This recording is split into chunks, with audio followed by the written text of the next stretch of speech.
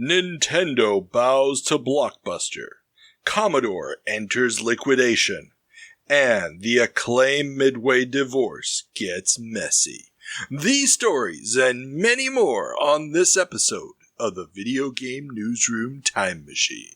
I've been waiting a long time for a chance to say this. Stop the presses. Requiescat in pace. Makes him crazy, man. What is a man? It's me, Mario. What a mess. Get over here! Please save me.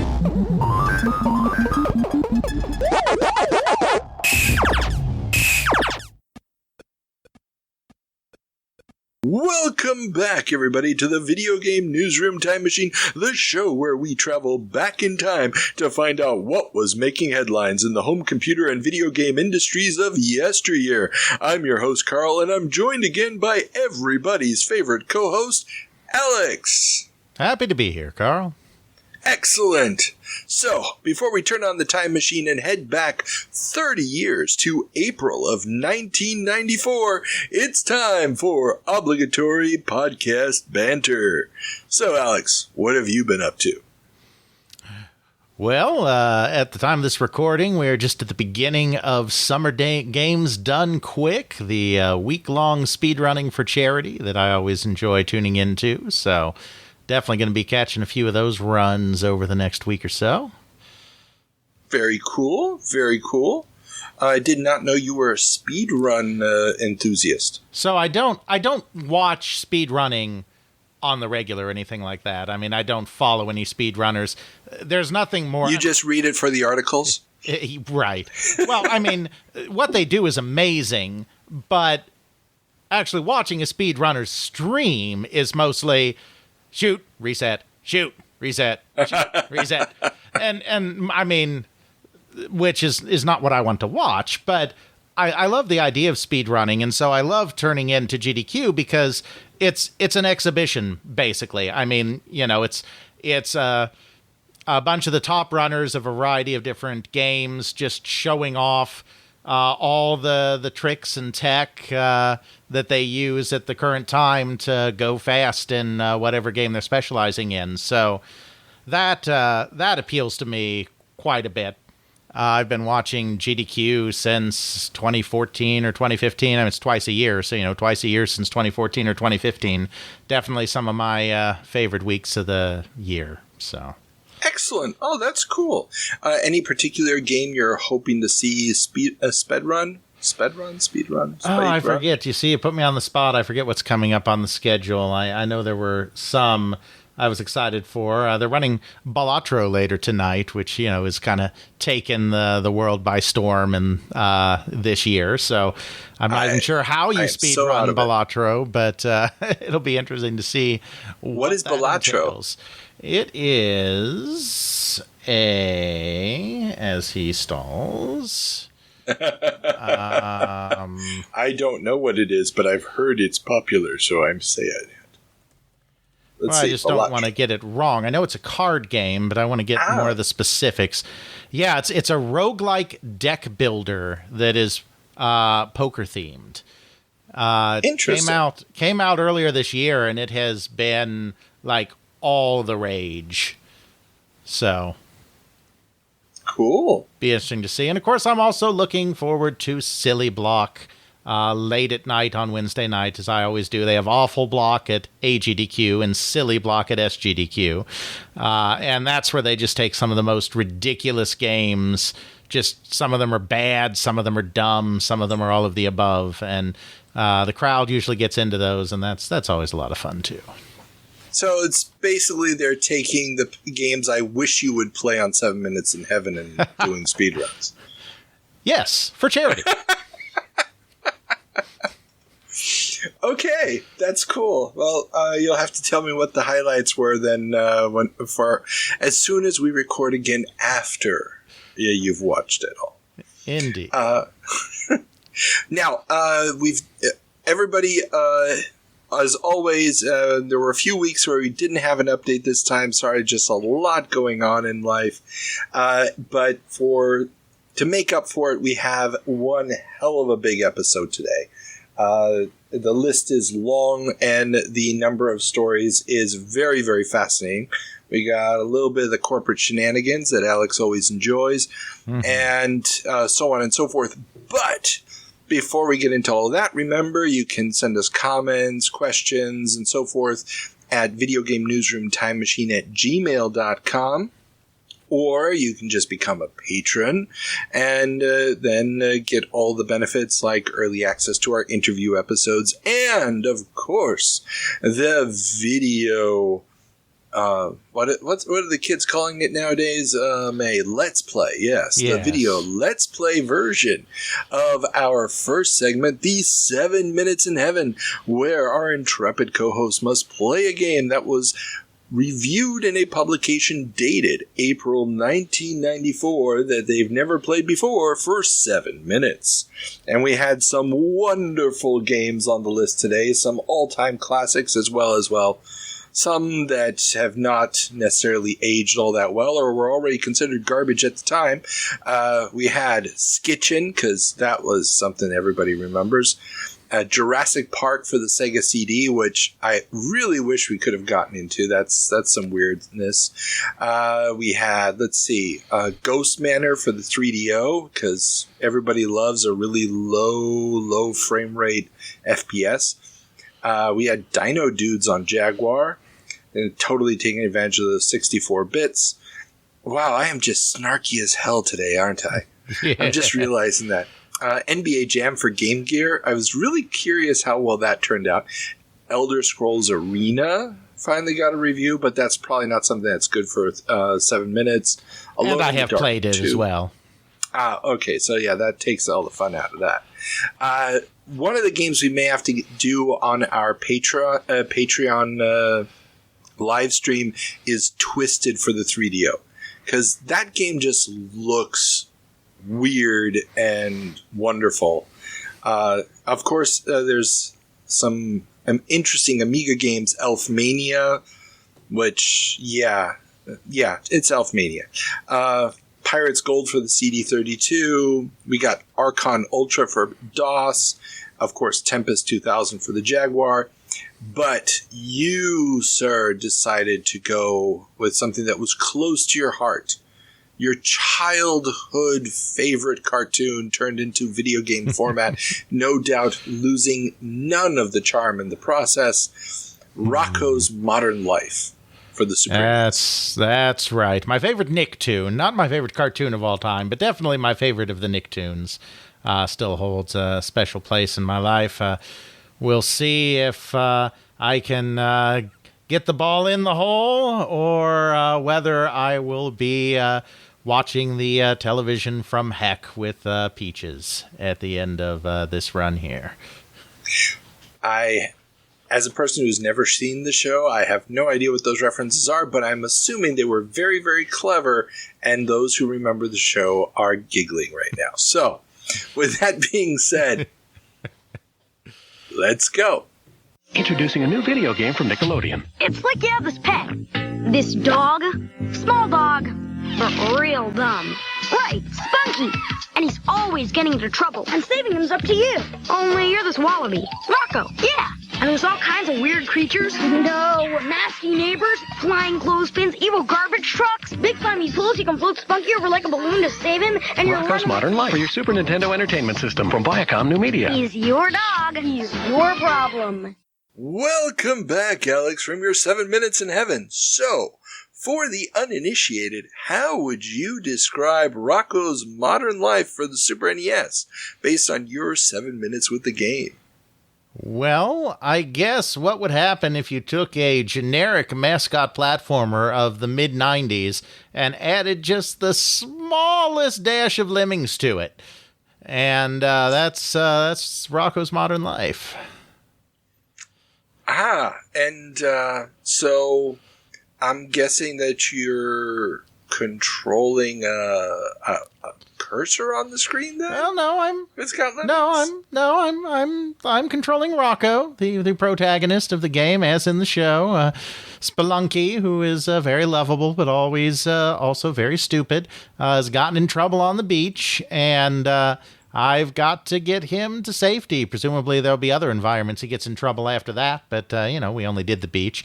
And, I say just a dash of lemmings because most of the mechanics are very typical platform kind of fare for the time period, except that you're basically on a giant escort quest with Spunky and have to perform certain actions, set up certain things so that Spunky, who is endlessly walking forward, is able to get to safety. So just a dash of lemmings thrown in the sense that there's a being that you cannot control constantly walking across the screen, and you have to do things to help him survive. Interesting. So, yeah, and we looked at the game. I mean, it's got some very nice cartoony graphics, decent-sized sprites, but it also looked like what you could interact with in the environment is never clear. Yeah. It's more of a guessing game. What can you influence and what is just decoration? And that seemed to be the biggest frustration you had during the game. Yeah, that was the biggest frustration. The second biggest frustration is going after the enemies can be a bit weird. Yeah, both a punch and a kick, but the punch has a very small reach. The kick has a much longer reach, and so there was some frustration using the right attack against the right enemy to make sure that you're hitting their hitbox and they're not hitting yours was a bit janky. I mean, it's the kind of thing that if I were to play it over and over again, I'd get used to. But it wasn't necessarily intuitive to think that when you're walking up to an enemy and you're like, I'm going to punch the enemy, that, punch was not the answer there. That went against a lot of instinct. Yeah. Yeah, especially for a game that was targeting a younger audience. Presumably, Presumably, yeah. I'm guessing that would be the audience for a game like Rocko's Modern Life, but I may be wrong. Who knows? Maybe they were going for the adult crowd in this one. But don't think so. So, all things considered, would you recommend the game to modern players?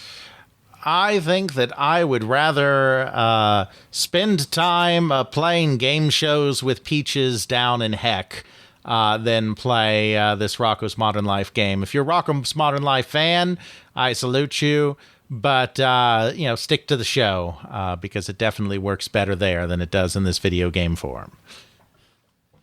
Excellent. So, you heard it here first, or, 30 years too late, if you did buy the game back in the day.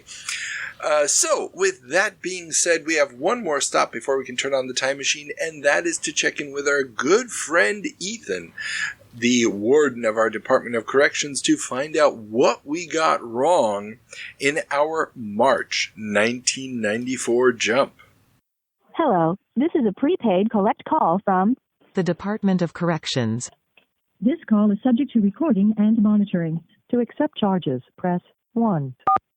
You may start the conversation now. Welcome back, Ethan. So, yeah.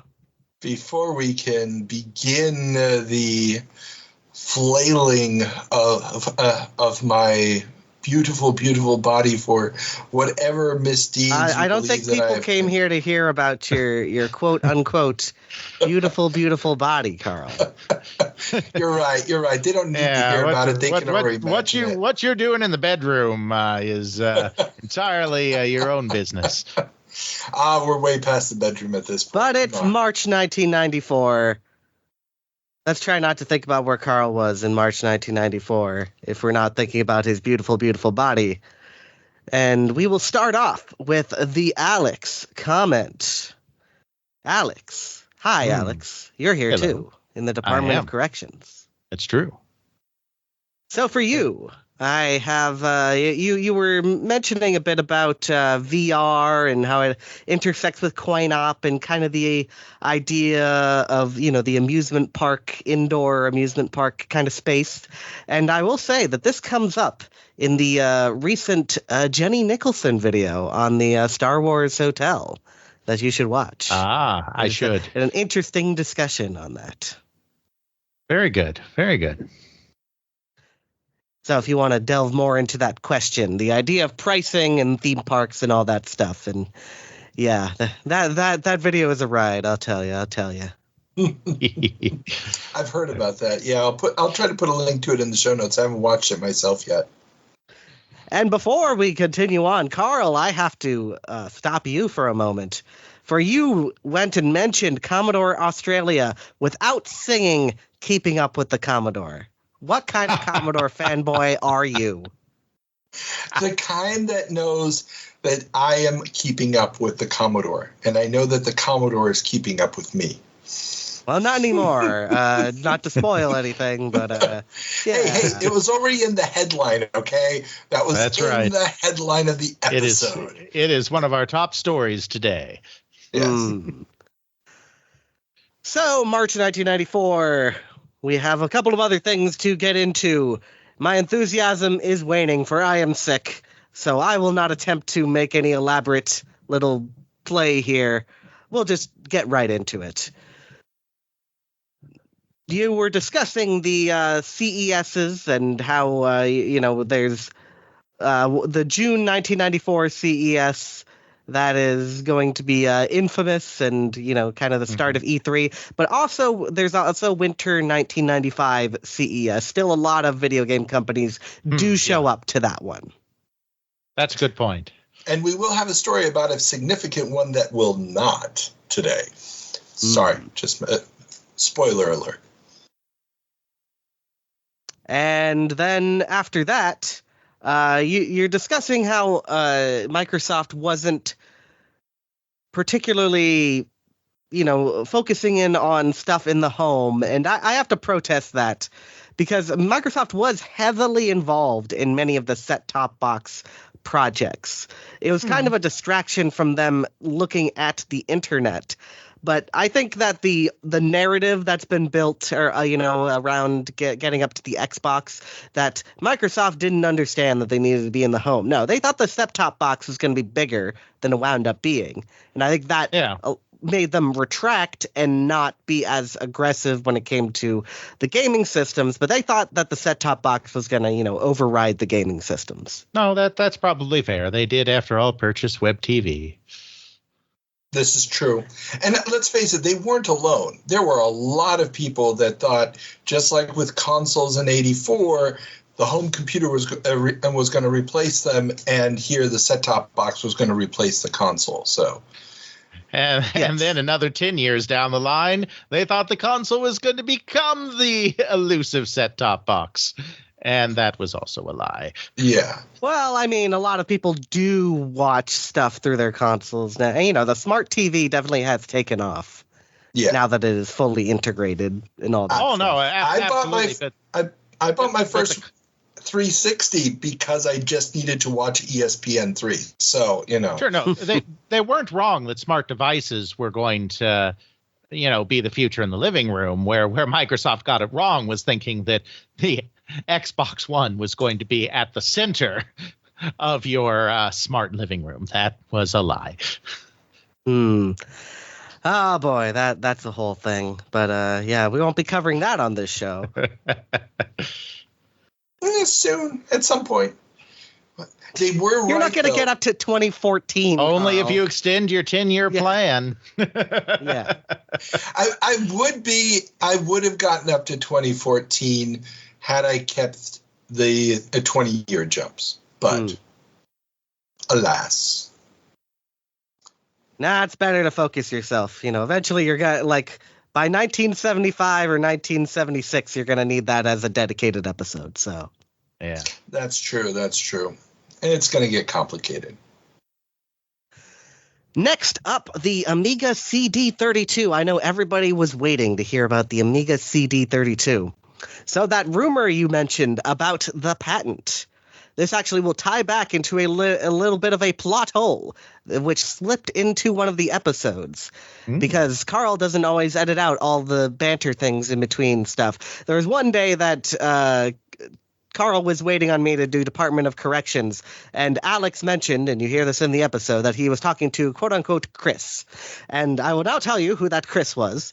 That Chris was Chris Green, who is most famous for being the guy who helped make Texture Map 3D on non-hardware accelerated games possible with Ultima Underworld.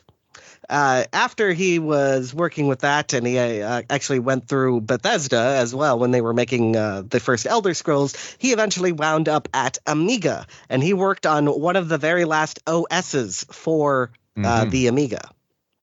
Okay. And he told me very specifically about why the CD32 did not launch in the US, and it was because of that patent. So from the inside of Commodore, that was their understanding. Okay, so it wasn't just a wild rumor that I heard at the time. It was an actual thing. Yes. Now, do you know what the specifics of the patent were? Nope, I forget. I believe it's in Brian Bagnall's book, though. Okay. So it wasn't just my crazy imagination or some weird speculation from the guys who ran the Amiga store I bought stuff at. It was an actual thing. That's good to know. Yes. Absolutely. And ultimately, that it was a great disappointment for him. He really liked working there and, wanted to see it succeed and all that. But yeah, so that will be in, the fruits of that conversation will be in an upcoming work. Excellent. Then you were discussing Nintendo's retail practices vis-a-vis what kind of went on in Japan. And personally, Carl, I think you're reading way too much into this idea, because the people who actually set up the American retail operation for Nintendo were all Americans. They weren't looking at Japan to model their system after what was going on in Japan. That may very well be true. Maybe it's just a parallel evolution that led to the same thing. But I can't imagine that Yamauchi wouldn't have at least hinted at some better ways of doing things. He doesn't seem like the hands-off kind of guy. I do have to object to one part of Ethan's statement, though. Some of them were Canadian. Yes, I was just about to come back around to that. Indeed. Shout out to Peter Main. Indeed, there were some Canadians in there as well. But that's a part where Alex often talks about how where a company comes from is vital to their decision making and such. I think that's the part where the thesis kind of falls down a little bit, because if the people don't know about that history, then how are they going to replicate, be in line with that history? That seems a very historical determinism to me. Well, but you do have Yamauchi's son-in-law is there from day one. And he never did business in Japan, really. But come on. He's not coming in as a complete greenhorn. He had some life before that, and he would have been talking with people back home. And he was, and I know this from a contact, he was feeling the pressure from Yamauchi when the doo-doo was hitting the fan with the lawsuits. He was feeling it really hard, and he wasn't feeling it from the Americans. I'm not saying that NCL was completely detached from what was going on in the U.S., but I don't think they built the strategy of how you get into retail in the U.S. Yeah, but how you might be able to control the market, I can't imagine that they wouldn't have had some feel. I mean, how was there anybody in the founding executive team at NOA that had any real deep retail background? No, not really. Yeah, so they're inventing it as they go along, and maybe getting a few tips from back from the mothership. I mean, their salespeople always did, right? So Bruce Lowry had worked for Pioneer, and had done some stuff with Laserdisc players, and Bruce Donaldson, who replaced him, had been at Mattel in sales. So some of the salespeople had been, but not really anyone else. It strikes me more as just the opportunity existed, and also the way that you summarized it really doesn't seem that much like what they were doing in America anyways. So, Yeah, I'm just saying you're reaching, Carl. All I'm saying is reach. we're going to have another story here where it is confirmed that they like to punish people who didn't behave just the way they wanted them to, even if what they were doing was perfectly legit. You know, distributors suddenly not getting shipments and things like that. So I guess what Ethan's trying to say is objection lacks foundation. Thank you. Very well said. And hopefully we might be able to get some more specifics on this stuff rather than just rumor, rah. I'd love to get some Nintendo insiders, but that's just I just keep hitting. Well, I mean you know, there've been people from Nintendo who have talked, but what we need is testimony. We need sworn testimony. Exactly. We're on the Which, you know, given how many lawsuits there were testimony. This is. Yeah, there are several lawsuits. Nintendo deposition someplace. Those would be nice. Well, not Blockbuster. That never went to court, as far as I understand. No, but there might have been some depositions, pre-trial depositions. Yeah, but that was like when they went after Blockbuster. That had to do with manuals, so that didn't have anything to do with distribution. Ooh. But the main one is Atari Corp. Well, I don't think they went after them just for manuals. The thing that stuck with the courts was manuals, but they were trying all sorts of things. Oh yeah. But the Atari Corp v Nintendo case is the one that we really want to look at, but it is sealed because Nintendo are tricky bastards. Well, actually, we're going to be talking about that a little bit more today. I have some new dirt on that one, which might give us a little bit more insight. And I've discovered something when going through a database or 3 different databases of press releases. So we'll be talking about that later in the episode. Spoiler alert. All right, one final story to round us out for the day for March 1994 here in the Department of Corrections.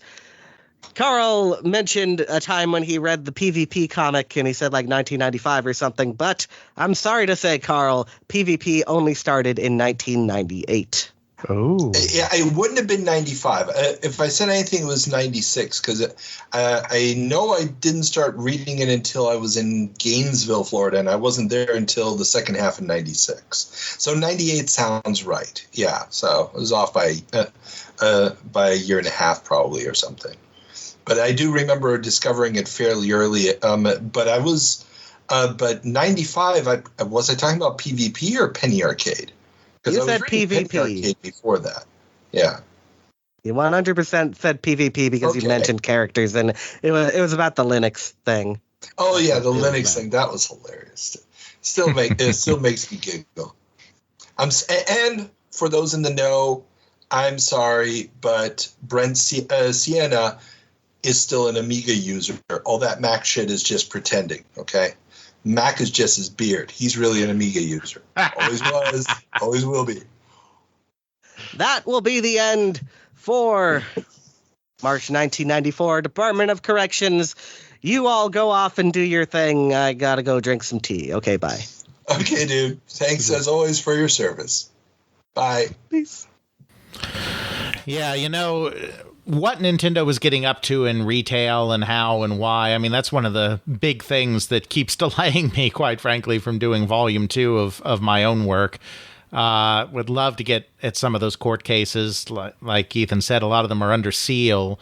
The Video Game History Foundation was working with a lawyer who was representing them pro bono to draft a motion to try to get those unsealed. I don't know where that work's gotten to. But even without that, the trial transcript, most of the trial transcript for the Atari Corp case is at Stanford because it was donated by Dick Lehrberg, former Sears, Activision, and Interplay guy who donated it before he died. So I'm hoping in this fall to at least see that much. It's still my plan to get out to California because, yeah, the question of Nintendo in retail is one that I want to be able to speak to more intelligently, if at all possible, because it's a very important issue and we just don't have a lot of insider information. We just have kind of the sensationalism in Game Over and the press at the time and the Japan bashing and all of that.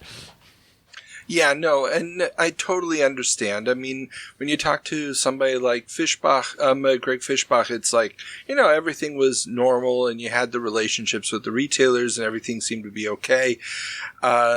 It is very, very hard to get an impartial and just unbiased view of it.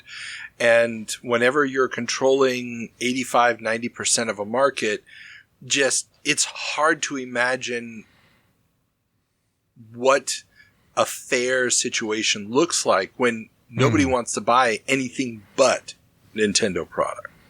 Absolutely. But then again, I mean, then we also have things like, the exclusivity. You're not allowed to take it to another system. And, if you do make it for another system, maybe we're not going to do... It's kind of easy to imagine a guy like Yamauchi, sort of suggesting that should be the way to handle things.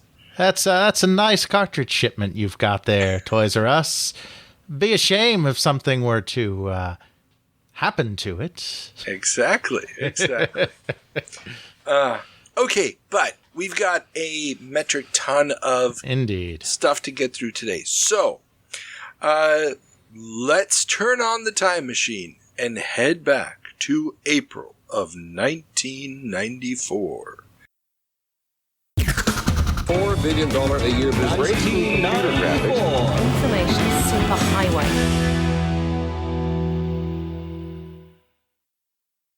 Welcome back to April of 1994. Alex, what's our first story? Well, it is a bit of a doozy in the corporate shenanigans department as Ataris, plural, settle with Nintendo. Okay, everybody, strap in. But, this is a long one. Before we get started and get into the story, a bit of a recap. Back in 1984, when Warner sold the home computer and console side of Atari to Jack Tramiel, something we haven't quite gotten to yet in our 40-year jumps, Warner kept the arcade division and renamed it Atari Games. There's also an Atari holding company in between, but it's neither here nor there. Now, Jack founded a new company that was renamed Atari Corporation, which became the owner of the acquired Atari assets. Warner got 25% of the shares of the new Atari Corporation. So, in the early 90s, we have two Ataris. Atari Games, which does coin-op games and released unlicensed NES games under the Tengen label, and Atari Corporation, which sells the Atari 8-bit, Atari ST, Atari Falcon, home computers, as well as the Lynx, 7800, 2600, and Jaguar game consoles. Both Ataris were involved with litigation with Nintendo in the last 5 years. Atari Corporation sued Nintendo unsuccessfully for monopolistic practices, while Atari Games got sued by Nintendo very successfully due to the unlicensed Tengen carts. And I'm simplifying this, but we've talked about all those two lawsuits ad nauseum in past episodes.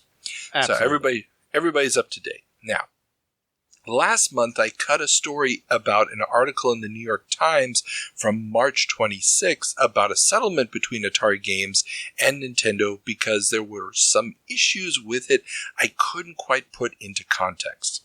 Now, after some digging, I think I've uncovered some very interesting information, but we are going to go into some corporate shenanigans territory, so I apologize. Hooray, corporate shenanigans. I know, Alex, you're just biting at the bit for this one. So, the New York Times article titled Time Warner Increases Its Stake in Atari reports that Time Warner, the parent company of Atari Games, that's Warner Communications from the 80s, now is called Time Warner, has bought an additional $12.8 million worth of Atari Corporation stock, increasing Time Warner's share of the company to 27%. The article also informs us that both Atari Games and Atari Corporation settled patent infringement cases against Nintendo. Following the news, Atari Corporation stock jumped more than 10%. An analyst is quoted in the article as saying, quote, "The Time Warner investment is a strong vote of confidence in Atari, even though it's not a large dollar amount," end quote. Analysts also say that the jump in the stock price was due more to the new investment than the settlement of the patent cases. Now, after reading this, I wasn't sure which lawsuit was meant, especially because it involved both of the Ataris and the two big, well-known cases had already run their courses. I also couldn't come up with an explanation for the Time Warner stock purchase, even though I had run across that in the past in Atari Corporation's old annual reports. So, given that situation, I didn't run the story. But I did some digging through a variety of Newswire archives, and for those unfamiliar with the concept, Newswire services collect journalism and press releases from around the world and sell them onto magazines and newspapers, which then use the information for articles. This way, not every paper or magazine has to have reporters everywhere. Yeah, and there are a couple of kinds of these. I mean, you have like the AP and the UPI, where you actually have reporters doing reporting and uploading stories to a wire that other companies can take on. And then you also have corporations putting out press releases on wires that are specifically designed to pick those up, so they don't have any reporting behind them. It's just literally, this is what the company themselves wants you to know. And so those are the kind of wires that these next couple of stories Carl's about to quote are going to come from. Exactly. And I have access to these because I work at a university. They're on LexisNexis.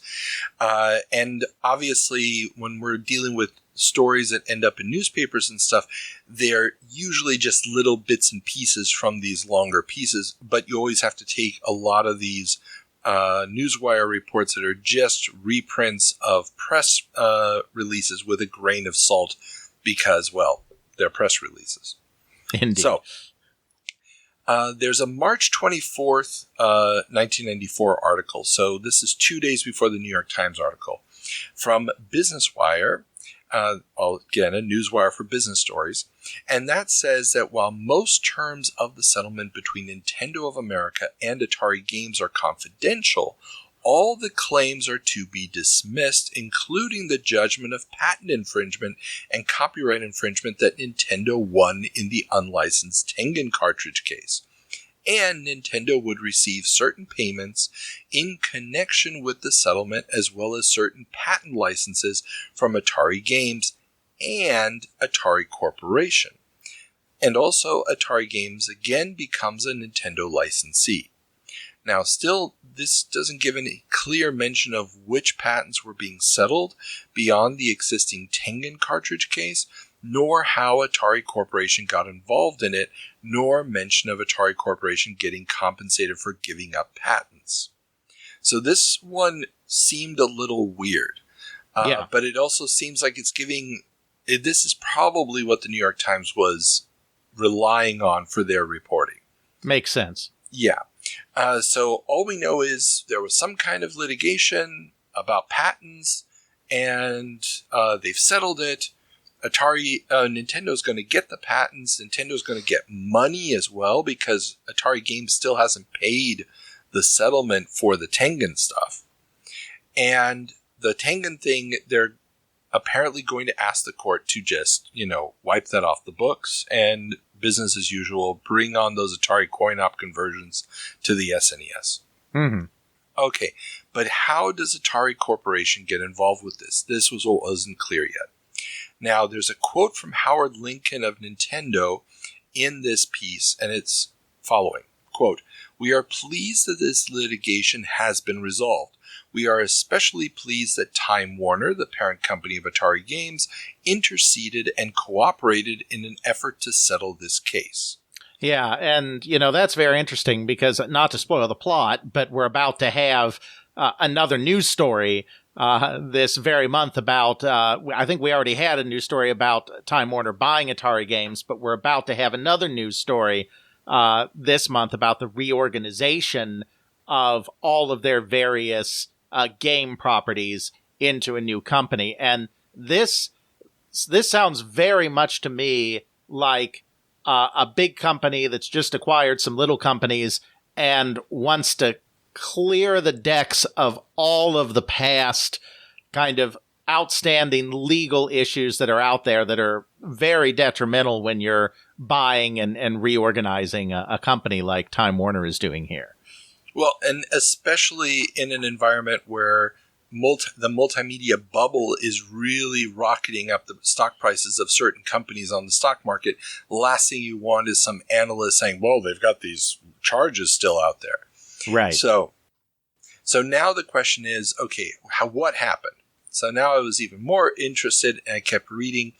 And there's another Newswire, the PR Newswire, and on the very same day, so we're still talking the 24th, they report that Atari Corporation released a statement saying that they have settled their litigation with Nintendo of America concerning their 114 patent dispute. Atari Corporation says they received a cash payment in exchange for granting Nintendo of America certain legacy patents from Atari Corporation's patent portfolio. Sam Trammell, president of Atari Corporation, is cited as saying, quote, "This is an important settlement that will hopefully lead to resolution of other patent infringement claims," end quote. This was a clear reference to Atari Corporation's ongoing dispute with Sega over these same patents. So, first off, we should explain a little bit about that 114, because at this point I wasn't quite sure. And this is where I wasn't quite up on it. I know Alex is like, oh, the 114, I know what that is. But at this point in my research, I was like, okay, what's the 114 patent? And I was like, okay, but this doesn't explain why Atari Games is involved with Atari Corporation on this. Yeah, and that's because, you had run this by a few of us, last month when you were planning to include it in that jump. And this was the thing that really confused me as well, because I was, not aware that there was any patent litigation going on with Nintendo. Not surprising, since I did know about the litigation against Sega. And so it's like, wait, the Atari Corp monopoly case is done and dusted, and there's no settlement because, Nintendo won. That went to a verdict. So it's like, what the heck kind of settlement are we talking about here? And it confused me. I mean, I knew about the scrolling patent here, the 114, but the connection here was eluding me as well when you brought it up. Yeah, and so I had to keep digging.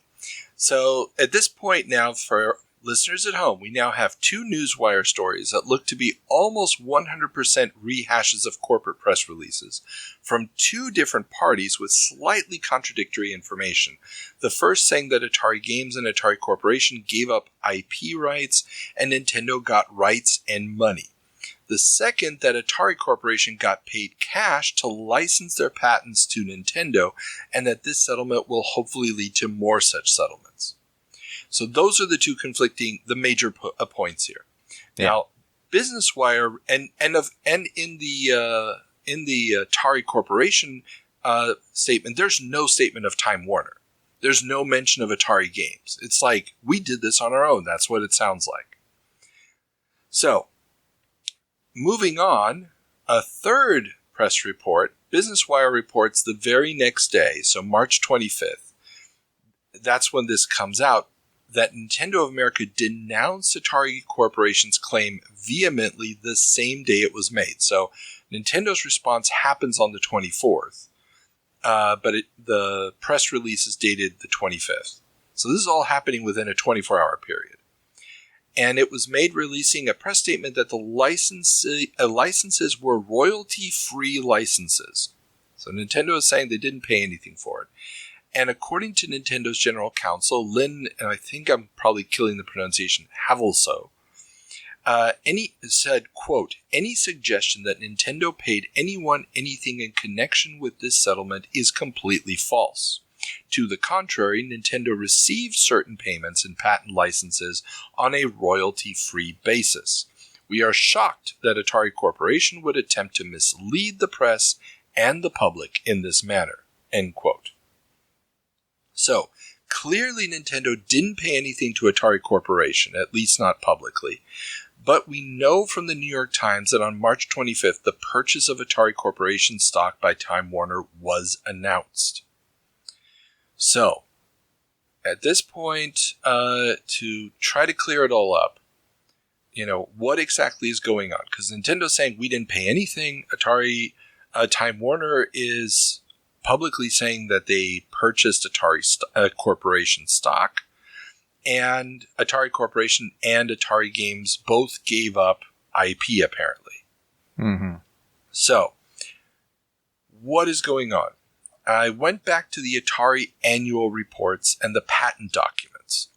According to Atari's 1992 annual report, released probably in early summer of 93, Atari Corporation had been joined as a co-plaintiff to Atari Games / Tengen's case against Nintendo. That case started with Atari Games suing Nintendo for antitrust violations. That's why Atari is listed first on all the case names. And then saw Nintendo countersue for violation of their IP in Tengen's copy of the 10 NES lockout chip. At some point, that case, according to the Atari 1992 report, ended up also involving allegations of infringement of patent 4,445,114, which is for the, quote, apparatus for scrolling a video display. It's a patent basically on how you manage memory to change the way an image shows up so that it appears to scroll across the screen. Yeah, and I believe this was, I could be wrong about this, but I believe this was in conjunction with the Atari football coin-op game. Yes. The diagrams in the patent are for a football field. An American-style football field. Yeah, because that's what they first used this technology for, was their Atari football arcade game. Exactly. Now, the weird thing here is this patent was originally applied for in 1980 by the OG Atari, was then in the possession of Atari Games until being transferred from them to Atari Corporation in January of 1991. So, Atari Corporation gets joined to this suit, though, in 1989. And then while this lawsuit is going, I don't know under what pretense Atari Corporation is added, because in the final decision of the court, Atari Corporation does not show up. They are a non-entity because that decision is an en banc just decision that, we don't need a jury here. This is so clear-cut that it was copying. We're done. But Atari Corporation doesn't show up there. But this 114 patent, and sorry, I should go back here. So they transfer it from Atari Games to Atari Corporation in January of 91. And this would have been almost 3 years after the original case against Nintendo was filed. I'm not an IP lawyer, but I mean, oftentimes isn't a transfer of that nature due to some kind of litigation and basically trying to shenanigans some litigation stuff? Not necessarily. Not necessarily. Yeah. I mean, sometimes it can just be, which corporate entity is supposed to be holding it, because there's also a transfer the year before from a company called Atari Holdings to Atari Games. Yeah, so Atari Holdings, more corporate shenanigans. Atari Holdings is the remains of the original Atari. So even when Warner sold the coin-op to Namco, which became Atari Games, that didn't completely wipe out everything that Warner had at Atari. And so Atari, it had been Atari Inc., and then after the sale to Tramiel of the coin-op, of the consumer and computer assets, it became Atari Games Inc. And that's Atari. That's the exact same company as Atari Inc., just under a name change, and they've shed some divisions. Then when they gave Namco, there was more corporate shenanigan than that, but for simplicity's sake, too late. When they gave Namco the coin-op, that new company became Atari Games, and Atari still existed at Warner. And so, to alleviate confusion, Atari Games Inc. was renamed Atari Holdings. So Atari Holdings is actually the original company that Warner set up in 1976 when they purchased Atari. So it's still hanging out there as well. There are actually 3 Ataris, at this point, but Atari, well, actually, by 1994, Atari Holdings has been discontinued. But at the time that patent transfer happened, there were actually 3 Ataris, but Atari Holdings was a non-operating subsidiary. So all it was doing was holding on to certain assets that Warner still owned. They weren't actually marketing anything or making anything under the Atari name. Exactly. And apparently one of those things is the 114 patent. Yes. So why Atari Corporation was joined to this case and why Atari Games gave Atari Corporation this patent is unknown. But the Atari Corporation annual report for 1993, so the next year, states that on March 24th, 1994, Atari Corporation entered into agreements which saw Time Warner Inc. buy 1.5 million shares of stock. This is what we know. Atari Corporation gave Atari Games 70,000 shares of Atari Corporation stock to compensate them for unpaid royalties from software license agreements, probably Lynx software at this point. And, quote, the settlement of litigation respecting Nintendo regarding patent infringements, in which, as part of a comprehensive settlement among Atari Corporation, Nintendo, Atari Games Corporation, and Time Warner Inc., Atari Corporation granted a license to certain patents and received a cash payment. Now, I couldn't find another reference to the cash payment. I'm guessing the cash payment is reflected by the sale of the stock or something. But they're very clever here in essentially not directly using the passive voice, but it comes down to a passive voice. We don't know who's doing the granting. So Atari Corporation grants a license. But we don't know who's giving them the money. They received a cash payment, but we don't know from whom. Yes. And so it only seems reasonable to assume for me that Nintendo still had this patent litigation hanging over its head. So they won the part against Tengen, but they hadn't closed out the part of the case that was the patent infringement against the 114 patent. And with that hanging over its head and Time Warner wanting to get into interactivity with a clean slate, bought Atari Corporation stock as compensation for Atari Corporation letting Nintendo have the license to the scrolling patent. All the while, this also got Tengen out of further legal wranglings, appeals, and costs from the courtroom loss and got them making games for Nintendo platforms again. Yeah, that sounds like a reasonable interpretation of what happened here. I'm sure Jack was probably very eager to continue fighting this one out. After all, as we'll see at some point in the future here, they're very successful in going after Sega for damages because Sega makes the decision to continue fighting this. Somewhat ironically, former Nintendo employee Takuza Komai, who is now one of the managing directors of Sega, is the person who makes the decision on the Sega end, according to, I think Hideki Sato is the one who said that, who made the decision to fight this patent and then, of course, lose the case. So I'm sure Jack was very eager to keep squeezing Nintendo, but Warner is probably leveraging. I mean, they've got the 25% ownership. They're probably sitting here saying, it's like, look, we want this all to go away. Why don't we buy a little more of your stock and just make all of this go away? And exactly. Yeah. Or on the flip side, I mean, who knows? I'd love to know what went on. Nintendo could have sent some blood in the water here too, and was like, so Time Warner, we would really like this scrolling patent lawsuit to go away. Any way you could help us out there if we just agree to forget about this whole Tengen mess that we've got going on? Exactly. And you can definitely tell that Atari's got this because the suit against Sega, I just looked it up, was filed in October of 93. Mm-hmm. So we're about 6 months. It is 6 months into the Sega suit, and obviously it makes sense that they would want to put out a press release saying, "Hey, Nintendo already settled. We all know Nintendo loves to sue and fights tooth and nail.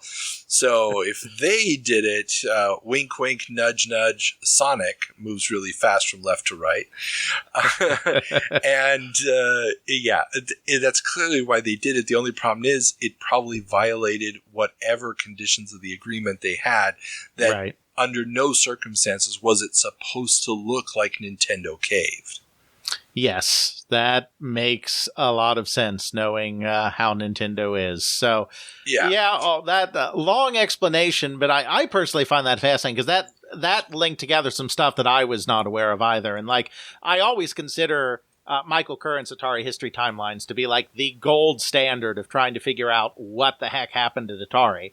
And his timelines do note the stock purchase, but it doesn't tie it in with any legal shenanigans. And so, I feel like you found something here. There may be some people that were aware of this, but I feel you found something here that isn't necessarily well known. And for a corporate shenanigans guy like me, it is absolutely delightful. Oh, trust me, you and me both, my friend. This was awesome. This felt good. Indeed, but we got a long episode, so we can't rest on our laurels. And let me tell you, Carl, this is not the only area legally where Nintendo is starting to give a little ground, as Nintendo gives in to rentals. Oh, yeah, Nintendo's getting a licking this time. Way back in our November 1990 jump, we talked about how Blockbuster lobbied Congress to exempt video games from the Computer Software Rental Amendment Act of 1990, which otherwise forbade the renting of software. That successful lobbying effort has led to years of Nintendo refusing to sell games to video rental stores and cutting off game supplies to those dealers that did. Well, now that Nintendo no longer controls over 90% of the market, but an ever-diminishing 60% or so, they have decided to sell games to the rental market. Granted, Nintendo still doesn't like it and plans to lobby for a reversal once the current law expires in 1995, but for now, they can't afford the multi-billion-dollar video rental industry. Absolutely, and I'm sure this had to have been influenced in no small part, not just to their declining market share, but also to the fact that the industry is in the middle of a real software glut at this time. The so-called, what I like to call the crash that wasn't, the crash that almost happened. And I have to imagine that they were also looking at some of the build-up of some of their titles, Super Mario All-Stars, cough, cough, and thinking to themselves, as much as we hate these guys, we got to sell this inventory to somebody. Yeah. I mean, there's too many systems out there. There's too much stuff in the pipeline. I mean, the number of games that are being released, and they've had to loosen the restrictions that they originally had on how many games come out and stuff. We talked about this over the last 2 years. And it just means that there's a lot of games out there. And with the ever-increasing number of systems, even though, I mean, there's not that many Jaguars or 3DOs out there, but that is starting to put pressure on everything. Absolutely. But once again, that is not all for Nintendo. But wait, there's more, as Nintendo finally pays Galoob. After losing their legal fight against Galoob's Game Genie in the summer of 1992, Nintendo will finally pay the $15 million judgment plus $1.1 million in interest to Galoob. Galoob said they will be using the money to expand their business, and $3.9 million will go to the Game Genie licensors.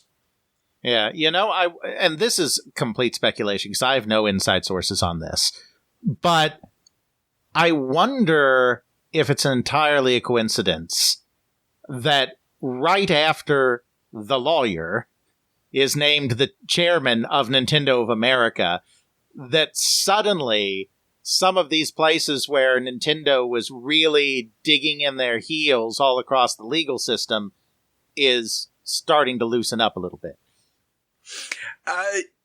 You know, I actually looked up the current legal counsel, Miss Havelso. She is retired. I've got a phone number for her. I'd love to talk to her. Obviously, I mean, just as a lawyer myself, I know there's so many things she wouldn't be able to talk about. Exactly. But, just what was it like to be legal counsel of a company essentially, practically speaking at this point, run by a lawyer? What was the communication like? What were the processes for decision making like? Just getting that kind of insight would be fascinating. But yes, I know you make a very good argument, counselor, that I do think Howard Lincoln is like, dude, clean house. Get this stuff off our backs. Yeah. And Galoob is actually seeing, there was also a report this month about their quarterly or annual earnings. Micro Machines have taken off again, and they had some other toy line. Biker Mice from Mars is doing well. But the Game Genie sales are up. They've got the Game Genie out now for the Genesis and a few other systems, and they're actually making decent bank off of it at this point. Mm-hmm. Absolutely. Now turning our attention to some M&A action, EA and Broderbund to merge. Oh yes, Electronic Arts and Broderbund have announced plans to merge their two companies. The merger is effectively a purchase by EA of Broderbund. Executives at both companies seem excited by the prospect of the $400 million deal. The only obstacle at this point is shareholder approval. And obviously, we'll be talking about this story a little more very quickly. But, I do have some... It doesn't happen. And I do have some insider information from the CFO of Broderbund as to why it didn't happen. And basically, Myst screwed up the valuation. Myst became ridiculously popular, which caused Broderbund's value to go up, and it destroyed the valuation of the deal. I was wondering why it would fail, because it just seemed too good. But you're right. Yep. Myst has already been reviewed in all the major magazines on the Mac. It's not out yet on PC, but everybody knows it's coming to PC, and it's going to be the killer app for CD-ROM. Yeah, I've interviewed the CFO of Broderbund at the time, Bill McDonnell, and he gave me the skinny on why that deal fell apart when it seemed like it was so close to completion. Too bad. I mean, and EA is still struggling to try to get a foothold in edutainment at this point. And so, yeah, it makes sense that EA wanted Broderbund. And yeah. And it would have actually helped Broderbund because they needed the muscle of a company like EA to keep them going. They did. They really did. This was kind of their. It ended up being their last chance for survival as well. I mean, we know that EA has a somewhat mixed track record on companies that they buy surviving, and it truly is mixed. It's not as bad as the real critics say it is, but even if they had, had a similar situation to what happened with an Origin or something like that, it still would have been a better fate for Broderbund than what actually happened. More on that in the coming years. Yes. Very true. And if you want more insight into how EA deals with studios, check out my interview with American McGee, because that was kind of his job for a while at EA, was being the hatchet man. Indeed. But turning our attention to deals that were a horrible mistake once they went through, Pearson buys Software Toolworks. UK publishing powerhouse Pearson plc, owners of the Financial Times, Addison Wesley, and Penguin Books, has announced that it will pay $462 million to buy Software Toolworks Incorporated of Silicon Valley.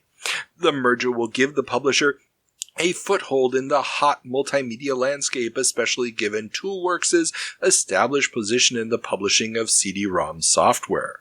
Yeah, that's exactly what's happening here, is you have a real old line like 19th century traditional publishing company, looking at this whole multimedia thing and getting worried about being on the outside and looking for whatever they can grab a hold of to not get left out of this thing, which leads to this match most assuredly not made in heaven between Pearson and the Software Toolworks.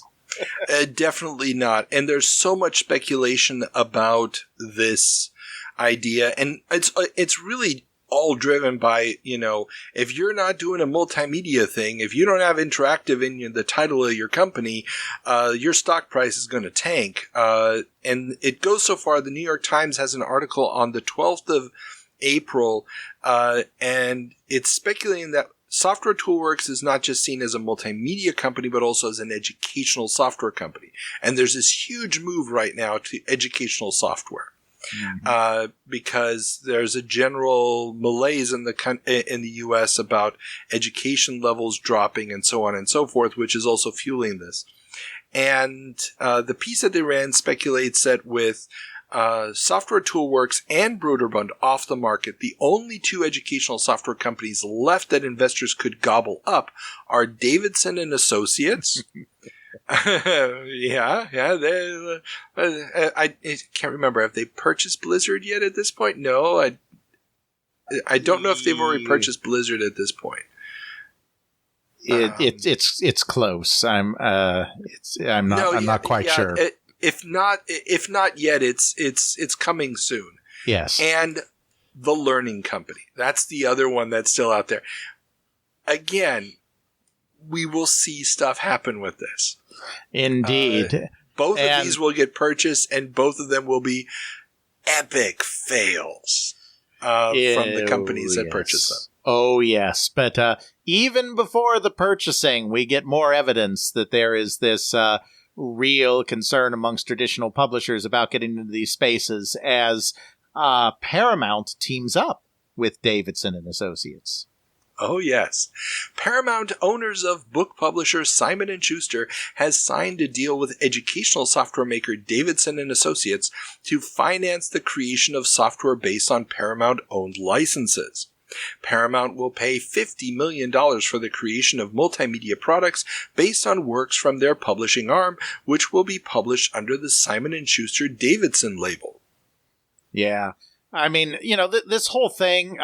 Basically, it gets overshadowed by the .com bubble, but there was basically a multimedia bubble that was starting to form, and actually a lot of stuff that goes on in France in the same time period, where suddenly French publishers get so much investment on the bourse that they're able to start gobbling up all of the American computer game publishers in the next couple of years is part of the same thing. There was almost a multimedia bubble forming, and then the .com bubble just made everybody forget about that and got so big that it kind of gets lost. But yeah, there was a real concern in the mid-90s, internationally, not because Pearson's a British company. The French, like I said, are about to get into it. Now we've got Paramount, an American company, all getting very concerned about this multimedia space and thinking that they need to be in that space no matter what. Oh, yeah. And we have plenty more. Oh, my God. We are not done with shenanigans today. But it really feels like this is the bubble of the summer. It's not a song of the summer. This is the bubble of the summer. And everybody wants to get in because they have to get in now in order to have a chance to make big bank on all those new CD-ROM enabled PCs that are selling right now in time for Christmas. It's... Absolutely. You need to get in for Christmas. Oh, and just for clarification, while the news article talked about Simon and Schuster Davidson, the actual label that will show up on the software is Davidson/Simon & Schuster. Just so you know, there's a link to a list of their stuff and a wiki about them in the show notes. Indeed. And links to everything, all of the citations for everything we're talking about are always in the show notes. If you're listening to this on YouTube, YouTube cuts those off, but you'll see a link at the top of the show notes that leads to our Patreon page where you can also listen to this and see the complete extensive list of sources. Absolutely. And then moving on to a company that is a little further along the bubble than these Johnny-come-latelys, Warner consolidates. Yeah, this is what we were just talking about earlier. Time Warner has decided to consolidate its 3 game-producing arms: Time Warner Interactive Group, Atari Games, and Tengen Incorporated. The new consolidated company will be Time Warner Interactive, and they will continue producing games for all platforms, including coin-op. Yeah, we're going to be seeing a lot of media companies have interactive divisions. Blank Interactive, this interactive, that interactive.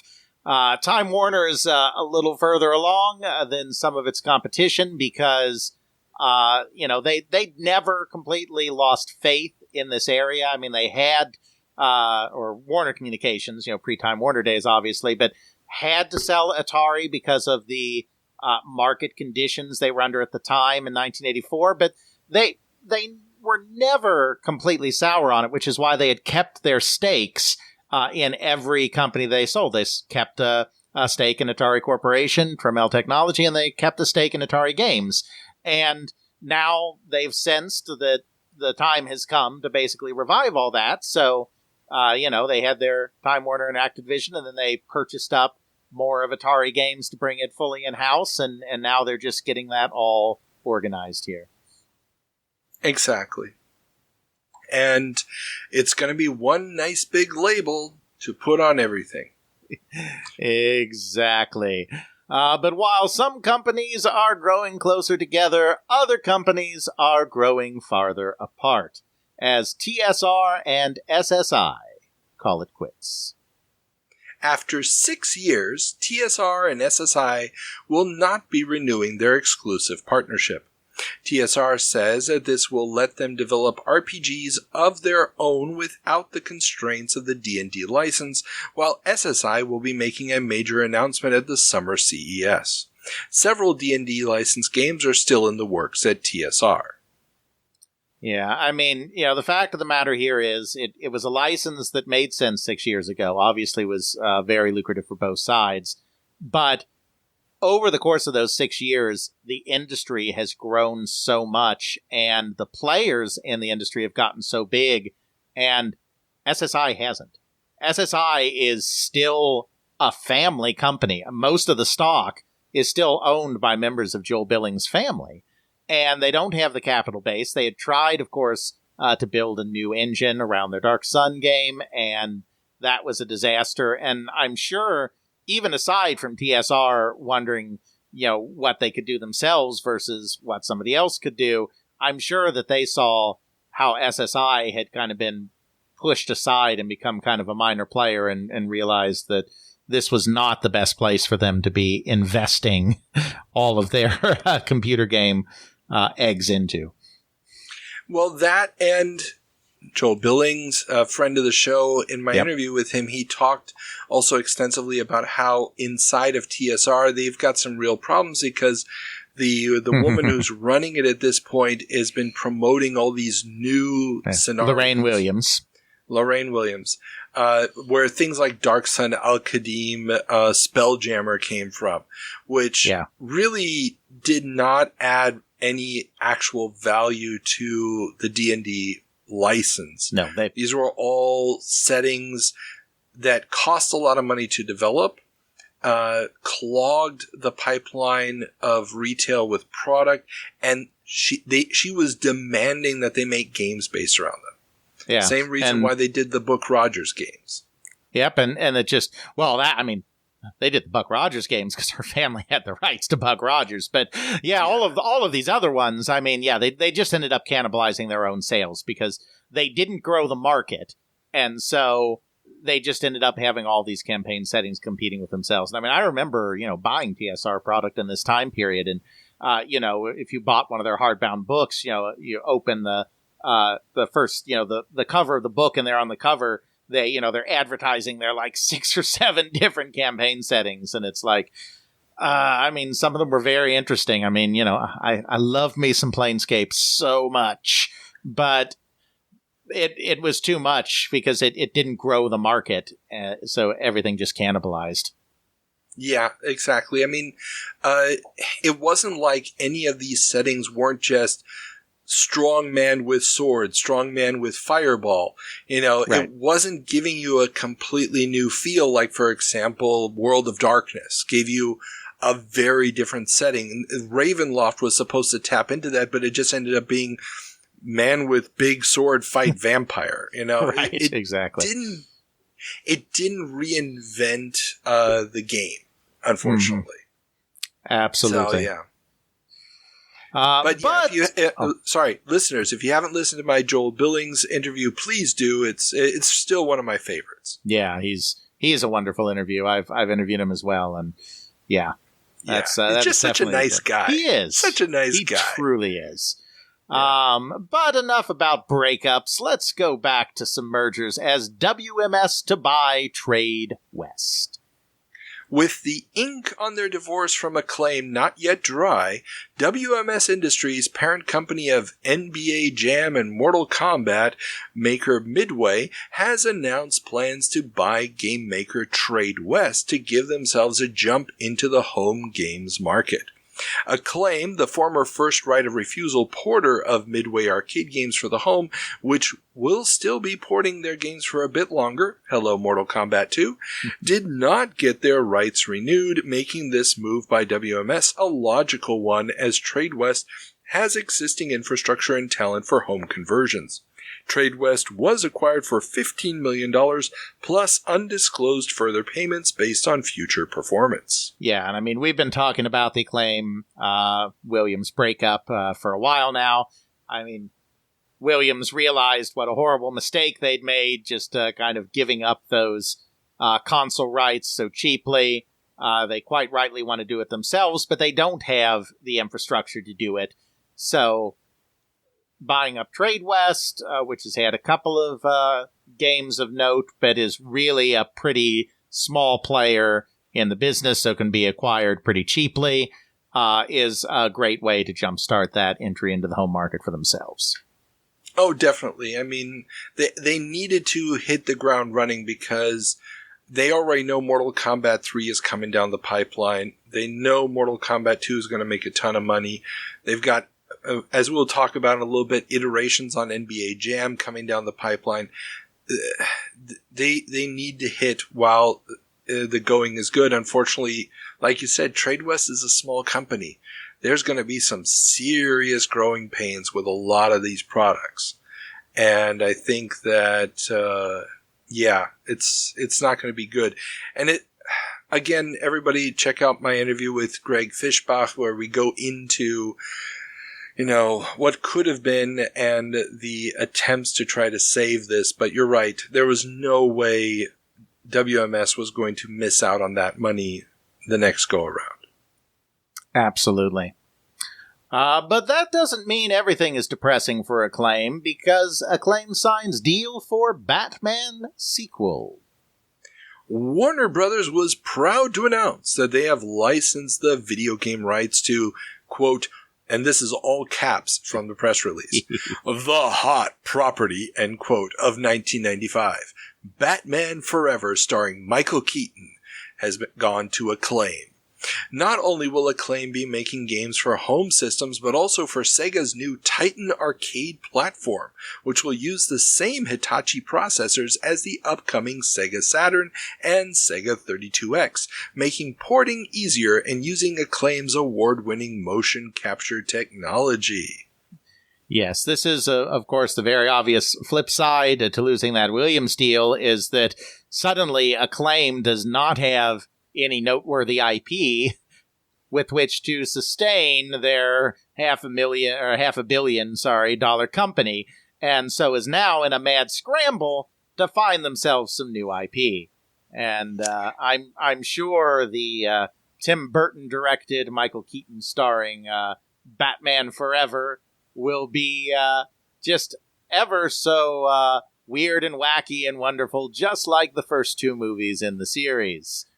Well, that's the interesting thing. In the press releases, Tim Burton is not mentioned. Tim Burton's already gone. He might already be gone. And because I don't know exactly when they booted him. And then, of course, Michael Keaton walked because Tim Burton wasn't doing it. Michael Keaton was like, if Burton's not involved, I'm not involved.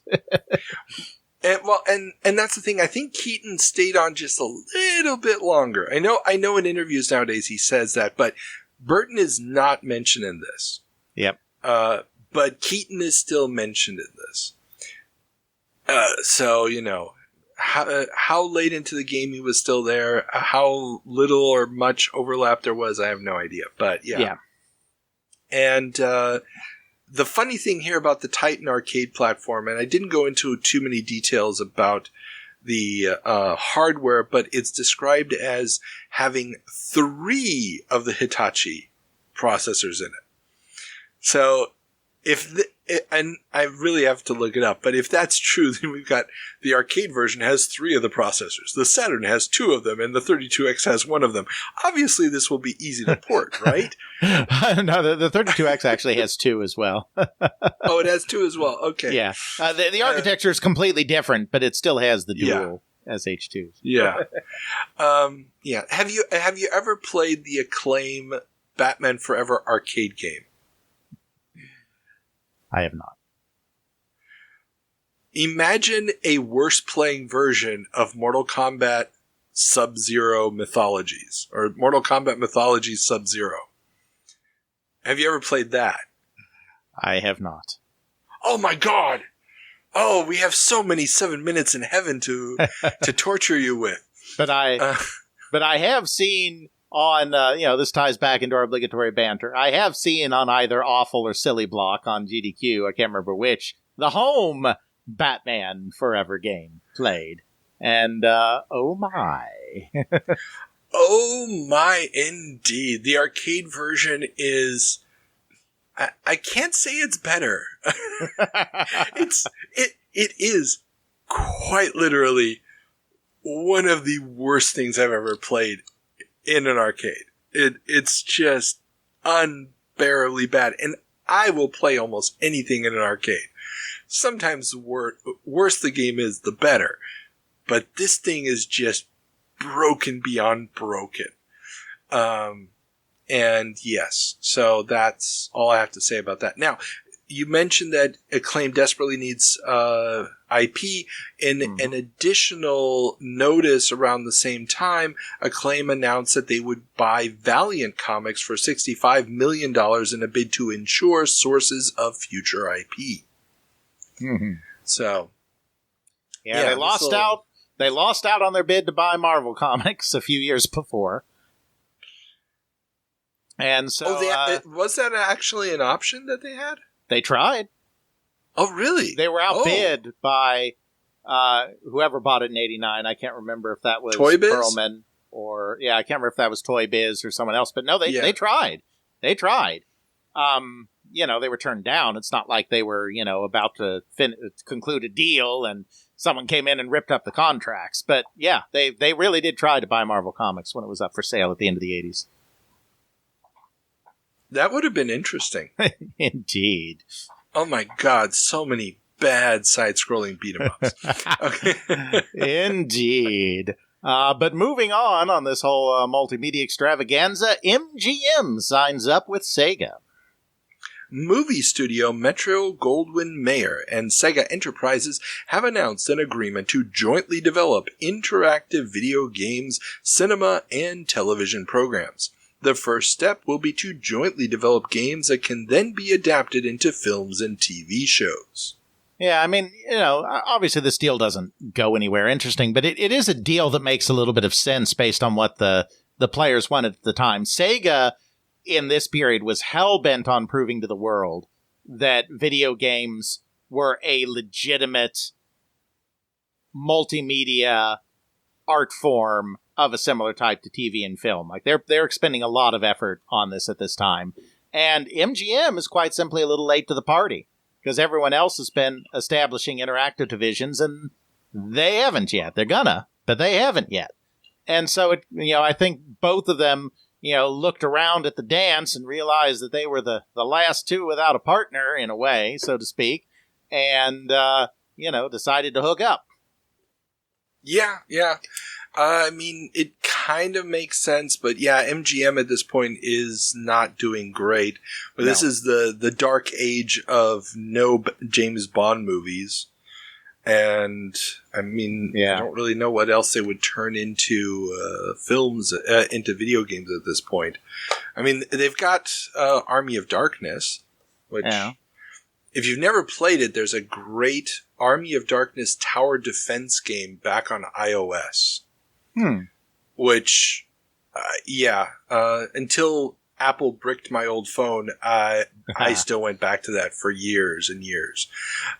Great little game. If you can find an emulator someplace, I do recommend it. You'll probably play through it in like 3 hours, but totally worth it. Okay. Indeed. But with all of this multimedia stuff, we of course cannot forget about the flying elephant in the room. Could Disney buy a major games publisher? The death of Disney president Frank Wells in a helicopter accident has shaken the firm. Wells, who together with Michael Eisner came to run the House of the Mouse 10 years earlier after a corporate coup, was a big proponent of doing everything in-house, but now that he is gone, speculation abounds that Disney may look to expand into new markets like interactive TV and games through acquisition. Two contenders, according to the Associated Press, would be EA and Acclaim, both of which have about $500 million in turnover and have top management figures. Trip Hawkins and Greg Fishbach, who could help lead Disney into the new technology era that is coming. The only question would be how to integrate their existing, not always wholesome content libraries with the Disney image. And ever since then, every time someone's like, could Disney get into video games? The corollary is always, they might buy Electronic Arts. It is kind of funny. Yeah, that theme has not ended. It has not. Someday when I have more sources, I'm going to do a podcast. I mean, it'll probably be more than one episode, a series of episodes on, Disney and video games. And I already know that it will be called The Rise and Fall and Rise and Fall and Rise and Fall of Disney Interactive. I've tried to figure out all the different iterations of Disney software that there were, and Moby Games is no help whatsoever because they just keep reusing some of the same names or stuff gets relabeled, and it's a nightmare to try they even put it under the Buena Vista name for a little while to confuse things even further. So... I mean, obviously, everyone's feeling the pressure, right? I mean, even if they're not feeling the pressure internally or from their boards or shareholders, they're feeling the pressure from the press. Multimedia is the buzzword, and every media company is either getting into it or is being speculated to get into it, and this is just more of the same. Oh, yeah, definitely. I mean, and Disney is on a roll right now. The Aladdin video game has hit like a bombshell. This idea of interactive cartoons on the screen, it's a reality now. And I think that that's part of where this is coming from, because just like Midway is looking at all these profits being made and going, why aren't we doing this directly? Well, why can't they make the software themselves? And again, friends of the show, Al Lowe talked extensively in my interview with him about his experience working on Disney licensed titles at Sierra. And I've also talked to, what's the gent's name? He developed the sound source for Disney. Roger Hector, yes. Oh, sure, Roger Hector. Yeah. So, friend of the show, Roger Hector, talks about another iteration of the Disney software entity. So, I mean, yeah, it's complicated. Somehow they just can never get it going. But then again, you know what? If you own that many IPs, I don't think it makes sense to have your own internal software development firm, because you will never be able to properly exploit all of them. Yeah, well, I mean, it comes back. I mean, it's because Disney's not the only one that's been through this. I think the tension, the push and pull is like, oh, this isn't our core area of expertise, so let's license out and just make some money. And then those licensees make a lot of money, and they're like, oh, well, this doesn't look so hard, and they're making so much money. Why the heck are we giving up so much money to them? We should be doing this internally. And then they try to make games, and they're like, this is harder than we thought. We don't have core competencies here, and we're having trouble competing. It would be much easier for us to just license it out. And then that cycle perpetuates over and over and over again. Because people change. Every 10 years. Right, because new people come in and, change things up. And, I'm sure sometimes it looks like an easy way. It's like new person to make their mark. It's like, we'll make so much more money bringing this in-house, and then I'll look like a genius for coming in and changing things. And then, doesn't happen. So, yeah, I mean, Disney is probably more guilty of this than any other media company, but they're not the only media company that's been guilty of this throughout video game history. Definitely true. Definitely true. Okay. Well, yeah, moving on to a slightly smaller but no less interesting deal. Living Books buys Dr. Seuss rights. Living Books, a joint venture of Broderbund Software and Random House, has purchased the multimedia rights to the classic children's books of Dr. Seuss for an undisclosed amount. Dr. Seuss's widow, Audrey Geisel, signed the deal with Living Books after some back and forth, as she was not impressed with the venture's first presentation of what a multimedia version of her late husband Theodore Geisel's work would look like, but ultimately was persuaded by the long relationship he had with Random House. Yeah, I mean, Living Books is one of the just about the only actual real success story in this period of a publishing house and a video game company getting together to do product.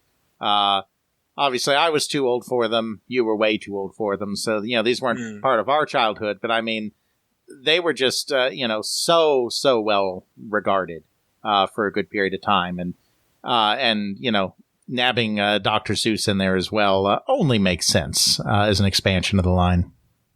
Oh, yeah, definitely. I mean, it's a nice, clean art style, easy to animate for this type of thing, and just has that wonderful recognizability. Only problem with it is, if you're going for an international market, you're pretty much stuck to the English-speaking world. Yeah. This is before the live-action movies made characters like the Grinch and the Cat in the Hat more palatable outside of the English-speaking world. But yeah, this kind of works. I wonder if this had any influence also on the value of Broderbund. But I don't think so. No, it was really missed. Just took off, and because now it's on PC. Like, I mean, it's been out for a while, but it only recently come out on PC, and so it was a nice little thing for Mac users. But once they hit that bigger market, it just blew up, and it ruined the valuation. Yeah, the deal. Yeah. But moving on to some international shenanigans, U.S. announces special 301 trade action against China. The U.S. Trade Representative has declared China a priority foreign country due to its blatant promotion of software piracy through state-owned and operated businesses. The move opens an investigation into the matter and gives China 60 days to rectify the situation, a move that a group of more than 60 U.S. video game companies led by Nintendo support. The group estimates that they lost as much as $1.2 billion to Chinese counterfeiters in 1993. Yep. Yeah, so you always have to take these numbers about, how much you lost with a huge grain of salt. But we've had stories on the show over the last 6 months or so about, Chinese universities falsifying, the laser stickers for Microsoft products and stuff like that. So this is a big, huge issue that has not ended to this day. At least they're not doing fentanyl yet. But, Yeah, right. all of that is coming. Meanwhile, across the Sea of Japan misses chip import target. The U.S. Treasury Department is concerned that Japan may be backstopping on its 1986 promise to increase semiconductor imports to 20% of total imports. In 1992, I should clarify, not of total imports, but of total semiconductors used in the country. Mm-hmm. In 1992. Japan finally reached that goal, but backslid in 1993. The Japanese argue that the percentage decline was due to the weak economy in Japan, but semiconductor sales actually increased in 1993, including a dollar value increase in chip imports from the U.S. The greater fear is that Japan may also begin to backslide on other import reforms on commodities like rice. I mean, I don't know quite enough about the economic situation to say who's telling the truth here, but I do know that the Japanese economy is in the process of entering a very weird period where no matter how much they cut interest rates and no matter how much quantitative easing they do with companies, commodities spending just keeps declining and declining. Which went against every economic principle known to man at that time, and eventually leads to the so-called lost decades. Yeah. Now, there's a couple of stories this month related to this, and obviously we've been talking about these import reforms and liberalization of the Japanese market in our 40-year jumps, where the Japanese government is very much sort of pushing against this opening up, but now 10 years after the opening, we're seeing some of the consequences of this. But let's face it, it's really about a banking bubble that blew up. Now, there was a story I didn't include here about how Nintendo has announced that they're going to start importing more chips for their systems, primarily from Taiwan. And they're actually going to increase to about 25% of the chips used will be coming from Taiwan. That's not, that's just one company, but still it's a significant player. But yeah, the entire Japanese economy is starting to weaken. The purchase power is becoming problematic, but also what's becoming problematic is the situation with the currency. The Japanese yen is still too strong. So what may be happening here is that the numbers that are being reported on are actually older because they're official government numbers. So we may be seeing something from 93 that isn't really reflective of the situation in early 94 anymore. Absolutely.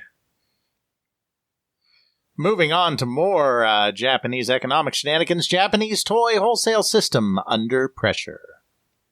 We reported last month that the liberalization of rules governing retail stores in Japan and the entry of companies like Toys R Us, in addition to the general economic funk in Japan, has been putting the squeeze on toy retailers there. But toy distributors, which were a key piece of the system that kept prices relatively high through their healthy margins and often monopolistic methods of doing business, have been feeling the squeeze, and retailers can't afford to raise prices. Bigger stores are cutting deals directly with manufacturers, and a decreasing number of children in the population and greater emphasis on the sale of high-priced video game systems and carts are forcing many distributors out of business. So, yeah, what we have here, and we talked about this last month, there were these regulations about how big stores could be. They had to be basically small stores. That regulation was lifted a couple years earlier. Toys R Us moved in. There's been this consolidation into bigger stores. Those bigger retailers have more purchasing power. Toys R Us has been willing to cut deals directly with companies like Nintendo in Japan, bypassing the distributors altogether. and discounting the prices of the goods on the shelves so much that everybody is now in price competition may have not have been a real deal a few years earlier when money was plentiful, but now that money is scarce, economy's going down, everybody's looking for a deal. It's all compounding at the same time, and these distributors just are starting to see their entire business model collapse. So discounting is so rampant at all levels that, for example, sales volume for toys in Hankyo in Osaka in December grew by 60%. So the amount of stuff sold grew by 60%, but the value, the yen amount grew by only 10% over the previous year. Overall, retailer gross profits have dropped 15%. So this is just a complete collapse of the profit margins, and we're going to see a huge wipeout of this. I was trying to get an idea of, what this must look like or what this transition looks like. And I started Googling old pictures of, what's the name of the electronics district in Tokyo again? Akihabara. Akihabara. I looked at old pictures from the 70s and 80s. And it's all these tiny little stalls. And if you look at pictures of it today, it's, they still have a couple of small, arcades with small shops in them, but it's 90% of it are these big stores. These big, brand name stores and stuff. And this is where that transition is happening.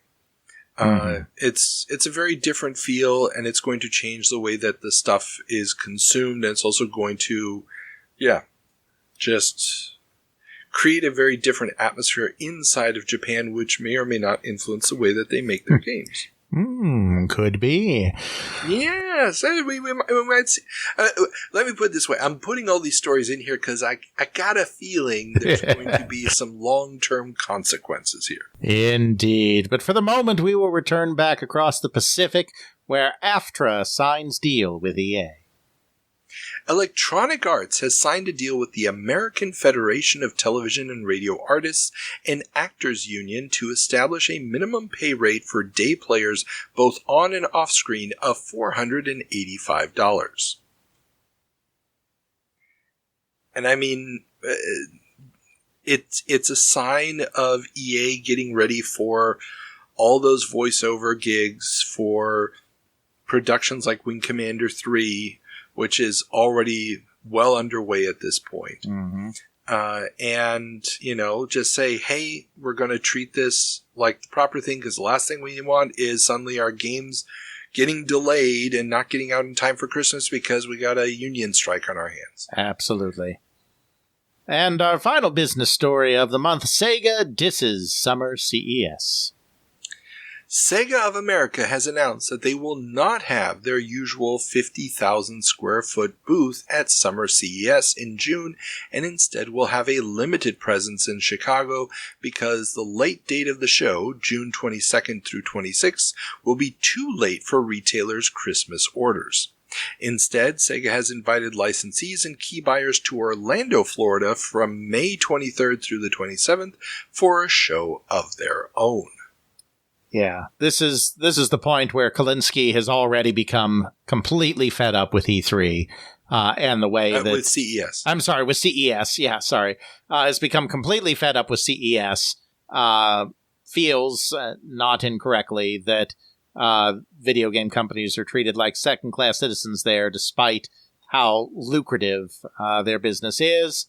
And this is kind of one of the first steps, even before the infamous Tint incident, to start trying to break away from that dependence on CES as a retail show. Oh, definitely. And we talked about this during the Department of Corrections.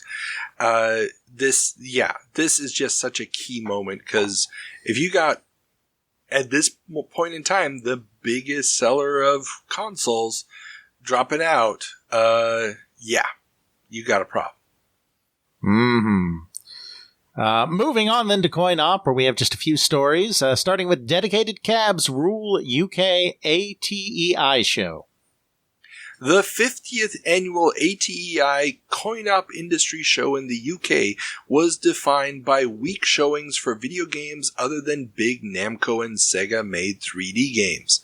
The day of 2D graphic-based kit conversions seemed to have passed as the industry's answer to the growing threat of consoles is to go big or go home. Yeah, I mean, that summary just says it right there. It's getting to the point where you have to have really advanced technology, really funky control systems, really big screens, whatever, in order to survive. And it's really only the big players that can do this. And so we are going to start seeing a real shakeout in Japanese coin-op especially, between those companies that can transition to these big 3D games and those who cannot.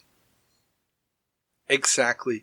And it's going to leave the so-called street operators, the people who, put machines in convenience stores and restaurants and stuff into a real bind because they don't have that much real estate. It's got to go in that standard cab, have 4 people playing at the same time to keep the kids entertained.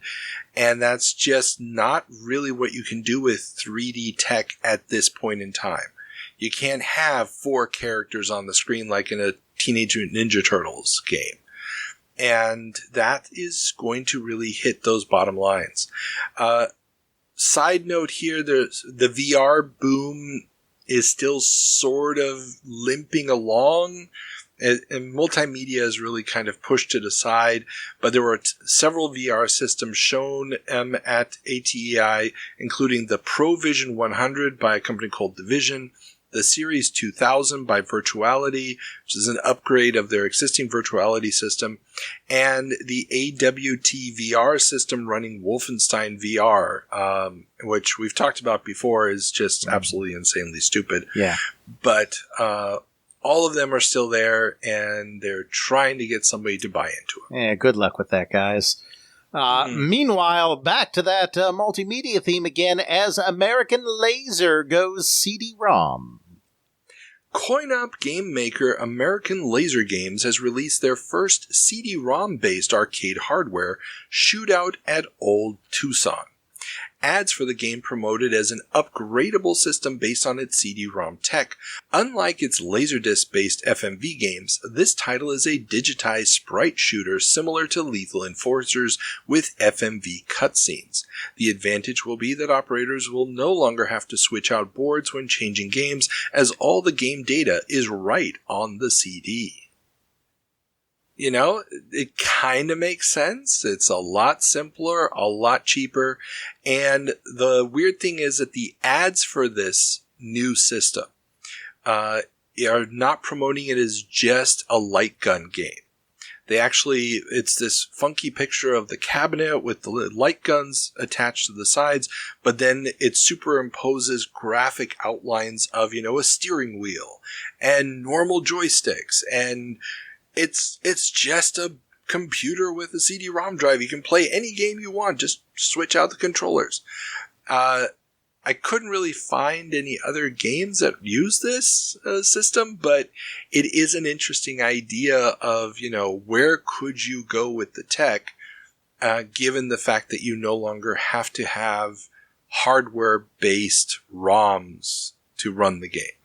Yeah, absolutely. I should just say the game looks like crap. It really looks like crap. But okay. And everyone's about to defect to join Acclaim's new coin-op division. But before that, we move on to Midway Takes Page from Capcom's playbook. While the Mortal Kombat series quickly got a true sequel, Midway has decided to mimic Capcom's approach to sequels for its NBA Jam series, releasing a tournament edition. Smart move. A very smart move, Hey, it's NBA. Every year there's a new roster of characters. It's all easy. Exactly. Not really much more to say there, so I'm just going to move on. AMOA teams up with Ross Perot's EDS. The National Amusement Network Incorporated, a joint venture of the coin-op trade organization AMOA and Canadian TV Phone Incorporated, has signed a 10-year agreement with Electronic Data Systems Corporation, the data communications company founded by former presidential candidate Ross Perot.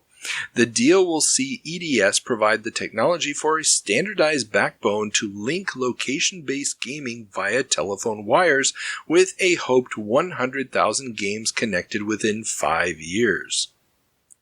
Yeah, I mean, people that I've talked to that were in the coin-op industry in this time period, like Hal Ivey and others have said that, really the only way they saw forward that could have kept the arcade going in the United States would have been if they had figured out a way to do networking.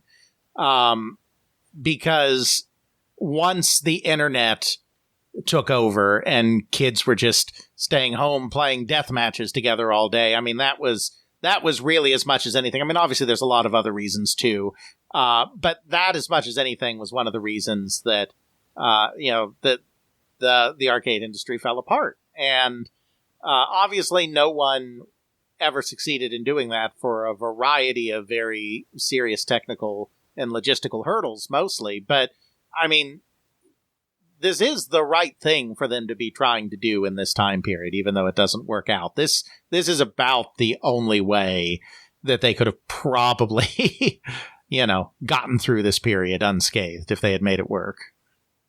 That's true. And I mean, we see the success of Golden Tee today. Mm-hmm. Yep. Is completely reliant on that idea of the networked leaderboards and so forth. It is a great way to do it, but it requires a certain level of sophistication, registration, and so forth, which, is not going to be appropriate for your typical 8 or 9-year-old or 10-year-old in the arcade. No. Now, this is where it gets weird. This system that they've conceived relies on a registration system with players getting physical mail, a permanent network ID card that will let them take part in online tournaments. This is not going to work. No, clearly not. Yeah. The weird thing, though, is, as far as I couldn't find any examples of actual arcade games that use this, at least commercially available ones, but I did find that the network that comes out of this did get implemented and used on home computer systems. And at least one game by Lithtech, Claw. This was the 2D jump and run game where you're a pirate cat. Game that they made before they did Shogo. Actually was connected to this network. Why, I have no idea. Yeah. But that game had a connection to this network. It's just weird and bizarre. Absolutely. Alrighty then. Well, moving on to some console news, we lead with Saturn to launch with Jupiter.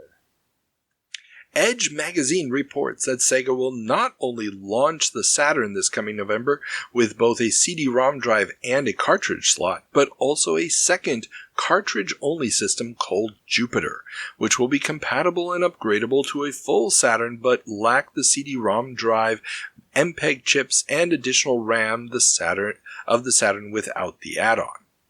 Yeah, of course, you always have to take these kind of stories in the magazines of the time with a bit of a grain of salt. Though, in this case, Jupiter prototypes have since emerged. So we do know that they were at least considering a cartridge-only version. And we don't really have a lot of insight that I'm aware of on the Japanese side of the company as to why this didn't happen. But just logically speaking, it would be a disaster. You can't bifurcate your audience based on the medium.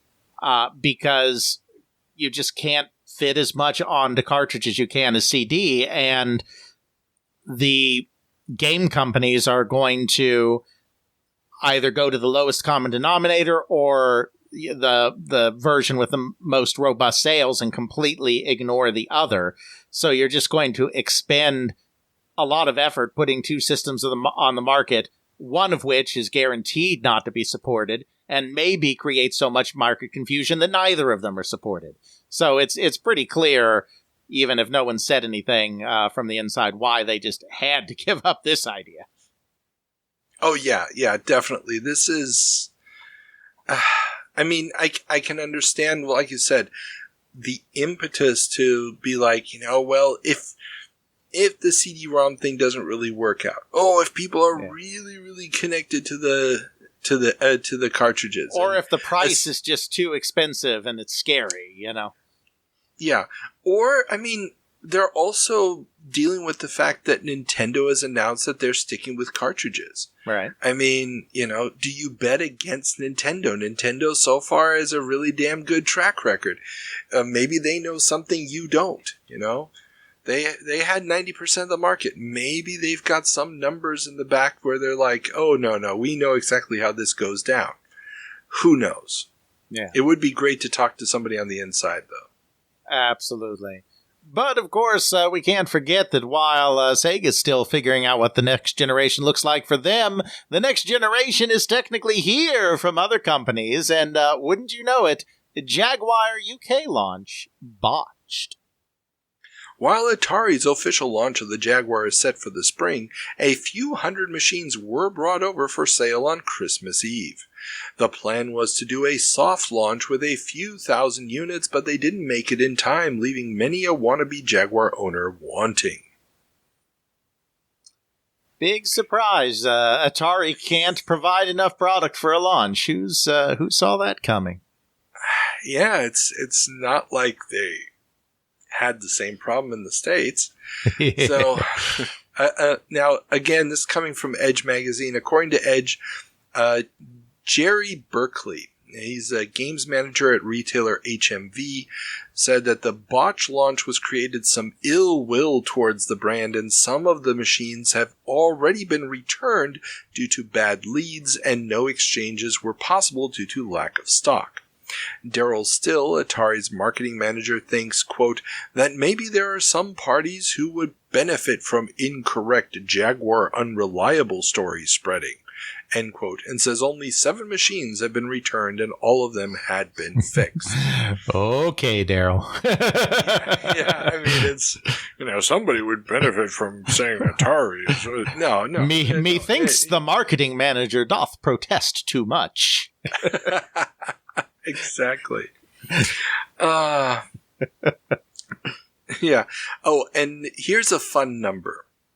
According to Edge, Jaguar's limited launch in New York and San Francisco, which is what they did over Christmas, right, only netted 27,000 units sold. Whew. That's brutal. Sad numbers right there. That's brutal. Even for a 2-city launch, that's brutal. But, things are looking slightly better for our other early entrant into the next generation of consoles, as 3DO prospects in Japan look good. Matsushita seems to be happy with its opening salvo into the video game market, as the 3DO has moved 40,000 units of their new machine in the first 3 days it was on sale. Matsushita claims this far exceeded their own expectations and their factories can't keep up with demand. They now hope to sell 1 million units by March 1995. Analysts are skeptical about Matsushita's long-term prospects, though, given upcoming competition from Sega, Nintendo, and Sony. Yes, and of course, there was a very particular reason that this system did half decently. Still only half decently, but still half decently in Japan as compared to everywhere else. And that's because as a multimedia system, it was great for certain types of anime-style games that didn't exactly need the fast action as long as they had the fast women. Yeah. There's that, and I actually looked at one of the launch titles. There's a Wacky Racers game for the 3DO in Japan only. Have you ever heard of this? Not of the game, no. Okay, it's all 3D CGI pre-rendered imagery, and it's basically a horse betting game. So you choose 2 or 3 of the racers who you say are going to come in first, second, or third, and then it randomly puts together an episode with scenes that are on the CD of, the wacky racers doing what the wacky racers do, and at the end, one of them wins, and then you see if you got the right one. It's absolutely bonkers insane that this thing exists.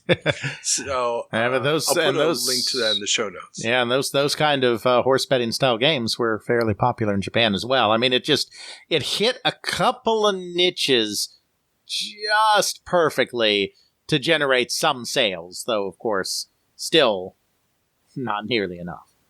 No. I did find some numbers. I don't know how, this from fandom.com.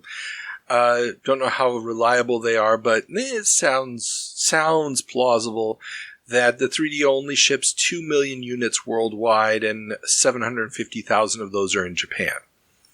There have been some bad numbers propagated here and there. So again, can't take those at face value. But the ratio there is probably pretty accurate, even if the actual numbers aren't. Yeah, exactly. They're not going to hit 1 million. I don't see them hitting 1 million. But hey, no, absolutely that's what not. M2 is for. Right, exactly, and of course there also could be other uses for that 3DO technology as well outside of video games, as 3DO licenses tech to Toshiba for GPS. 3DO has licensed their console technology to Japanese firm Toshiba for use in in-car global positioning satellite systems. Yeah, and this, according to the article, is probably more connected to the rising trend of having LCD screens built into cars, especially backs of seats and so forth. And it almost sounds like they want to use the 3DO's ability to process data and display complex things on the screen together with the GPS more than anything else. So not as a game system, not even as something with a CD drive. Exactly. Absolutely. But it is not just in Japan where 3DO is being particularly active these days, as 3DO kicks off U.S. ad campaign. After a lackluster Christmas, 3DO is launching its first nationwide ad campaign with a spot during the 100th episode of The Simpsons.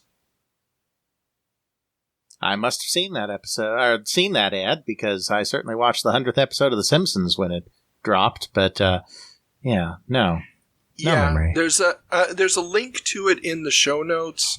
It's kind of a bizarre ad with this kid in a padded cell jumping up and down, and the occasional snippet of a couple of basic Crystal Dynamics games, because that's all there is at this point. Yeah. And then his head popping off, and it's like, I played 3DO or something. It's not necessarily the most impressive thing in the world. They'll actually do variations on that ad later on, and that's when they start adding things like Super Street Fighter 2 and so forth to spruce it up a bit to make it a little bit more appealing to gamers. But the fact that they're doing this after Christmas, the fact that they've already kind of lost a lot of momentum, and they still don't have anything close to a killer app, does not bode well for the system. Yeah, but you want to talk about systems that have no momentum, yet somehow are still in the conversation, even if only on the margins. MSU gives Conix Multisystem a second go. Multisystem UK, the rights holder to the failed Conix Multisystem console, are trying to keep the dream alive with a new strategy, licensing the tech, now known as the MSU Slipstream ASIC, a RISC-based chipset, to set-top box and MPEG CD player makers. They have a Taiwanese electronics manufacturer as a first client and hope that the tech will also be used in things such as PC add-on cards. TXE, the Taiwanese company they have licensed the tech to, is hoping to use it as the basis for a cost-effective karaoke system. No third parties have received dev systems yet, though, although the first systems will hit store shelves in just 8 months. Yeah, and really, this is just another sign of the multimedia bubble that's growing, because that multimedia bubble isn't just about content. It's also about where can we put screens that we've never had screens before? How can we use screens in ways we've never used them before? That's the other side, the hardware side of this whole multimedia thing. And obviously, 3DO and all of them are part of that in video games, but it is more than just video games. Oh, definitely. And the fact that they've basically reinvented the multi-system now as the CD thing. And the idea of the add-on card, which we already talked last month or the month before, Jaguar is to become a 3D add-on card. 3DO is to become an add-on card for the PC. This is a new trend, and we got a couple big stories about that coming up yet today. Mm-hmm. This idea of adding stuff. We've also talked about MPEG add-on cards for PCs and so forth. Everybody thinks that, there is something to be mined here. There is some additional value in diluting the standards, or, getting a quick hardware boost by adding stuff at the same time that American Laser Games is going exactly the opposite direction. Indeed. Seems weird. All right. But turning our attention once again back to Japan and the fast approaching next generation of game consoles, it appears Japanese devs not waiting for Nintendo. Capcom, Konami, Bandai, and more Japanese developers have announced plans to support the 3DO, PSX, and Saturn. The traditional loyalty to Nintendo seems to have been broken with the delays expected for Project Reality. Capcom will be releasing an updated version of Street Fighter II for the 3DO, and Namco has one game in development for Trip's machine. But a spokesperson said, quote, "This will not be an easy platform for us," end quote. Oh, that is Japanese doublespeak for what a piece of shit.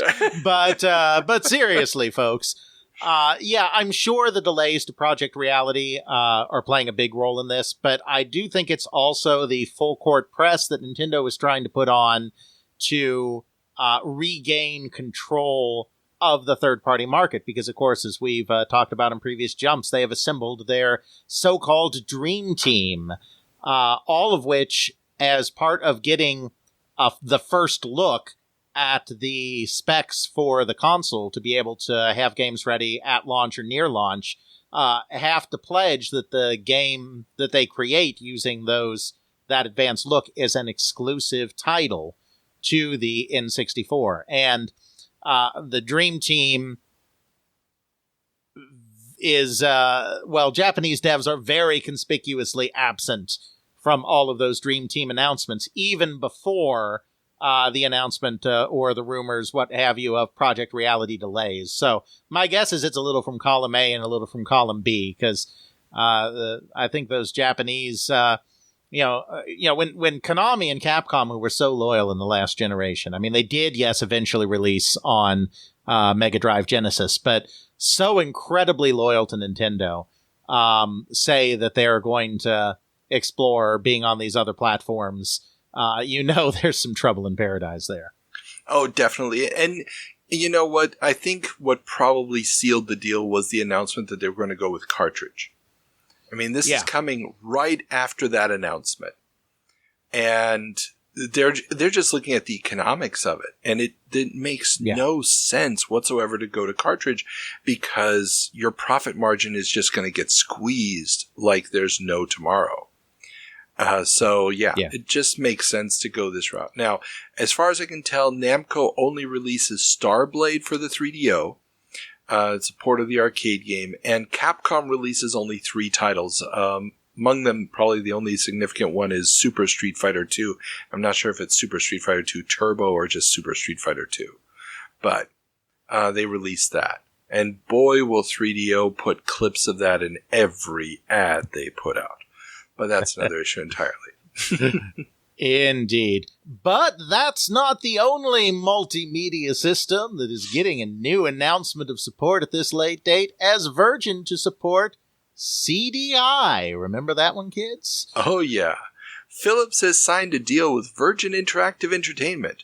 3 titles are scheduled, the first being Creature Shock. Virgin also showed The Seventh Guest for CDI at CES. Oh, my goodness. Kind of late here. Kind of the 11th hour to be supporting the CDI, if I do say so myself. Oh, you are bad, bad boy.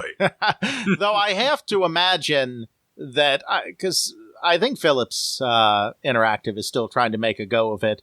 I imagine Virgin was probably courted to get Seventh Guest on CDI rather than Virgin suddenly deciding that the CDI was a system that they absolutely had to be on. I don't know that that's true, but... Well, remember, Virgin has already sold the exclusive console rights to the Seventh Guest to Nintendo, back when they were going to do the CD add-on.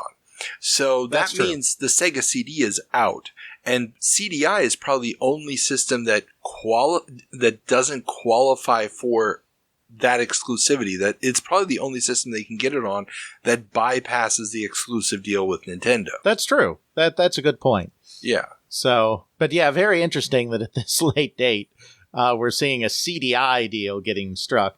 Because believe me, most people are running far, far away from CDI at this point. Not just in the development community, but also in retail, as Tower Records ditches CDI and Game Boy.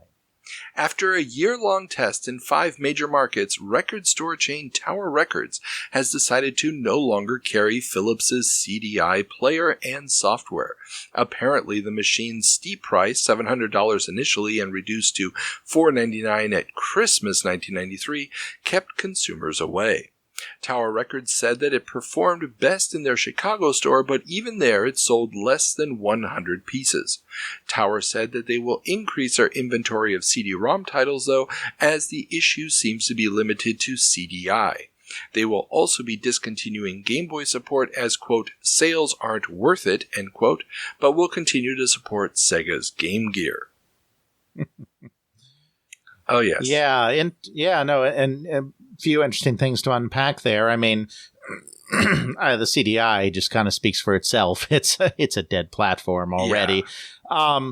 But the thing that this kind of highlights a little bit is that Game Boy is very much taking on the characteristics of a dead platform at this point, too. Now, Tower Records is not primarily a toy store or video game store. It's not like Toys R Us is going to say, no, the Game Boy is not worth selling anymore. Part of the problem is probably that everyone is going to Toys R Us to buy their Game Boys instead of Tower Records.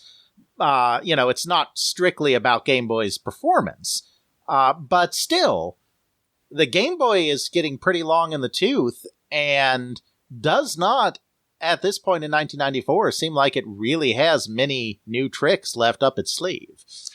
Yes. I can totally see the type of person who's going into Tower Records. I mean, they're not appealing to the kiddies. They're going for the teenagers, the slightly older people, the people with a side job. They have some money at least. So, the quote-unquote cutting edge, the Game Gear system, makes more sense for them. Obviously, they'll be kicking themselves in the butt a little bit the moment Pokemon drops, but that's another issue entirely.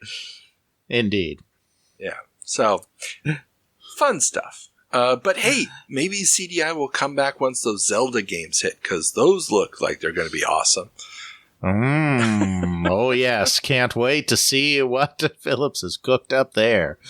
But in the meantime, we have a little bit of a kind of funny ha-ha story here as Lethal Enforcers comes to the SNES. Howard Lincoln must really feel like he has egg on his face as Konami's Lethal Enforcers hits the Super NES with the plastic gun and the Nintendo seal of approval.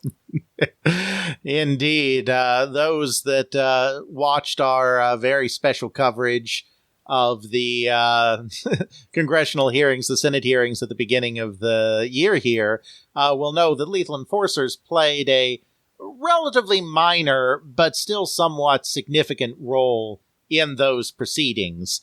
That with an indelible image of Senator Lieberman holding up the the pistol that is used with the game. So, yeah, kind of here it is. Exactly. Now, they did not take out the violence, but they did take out the Chinatown is no longer Chinatown. And there's a few other Asian racial aspects removed from the game.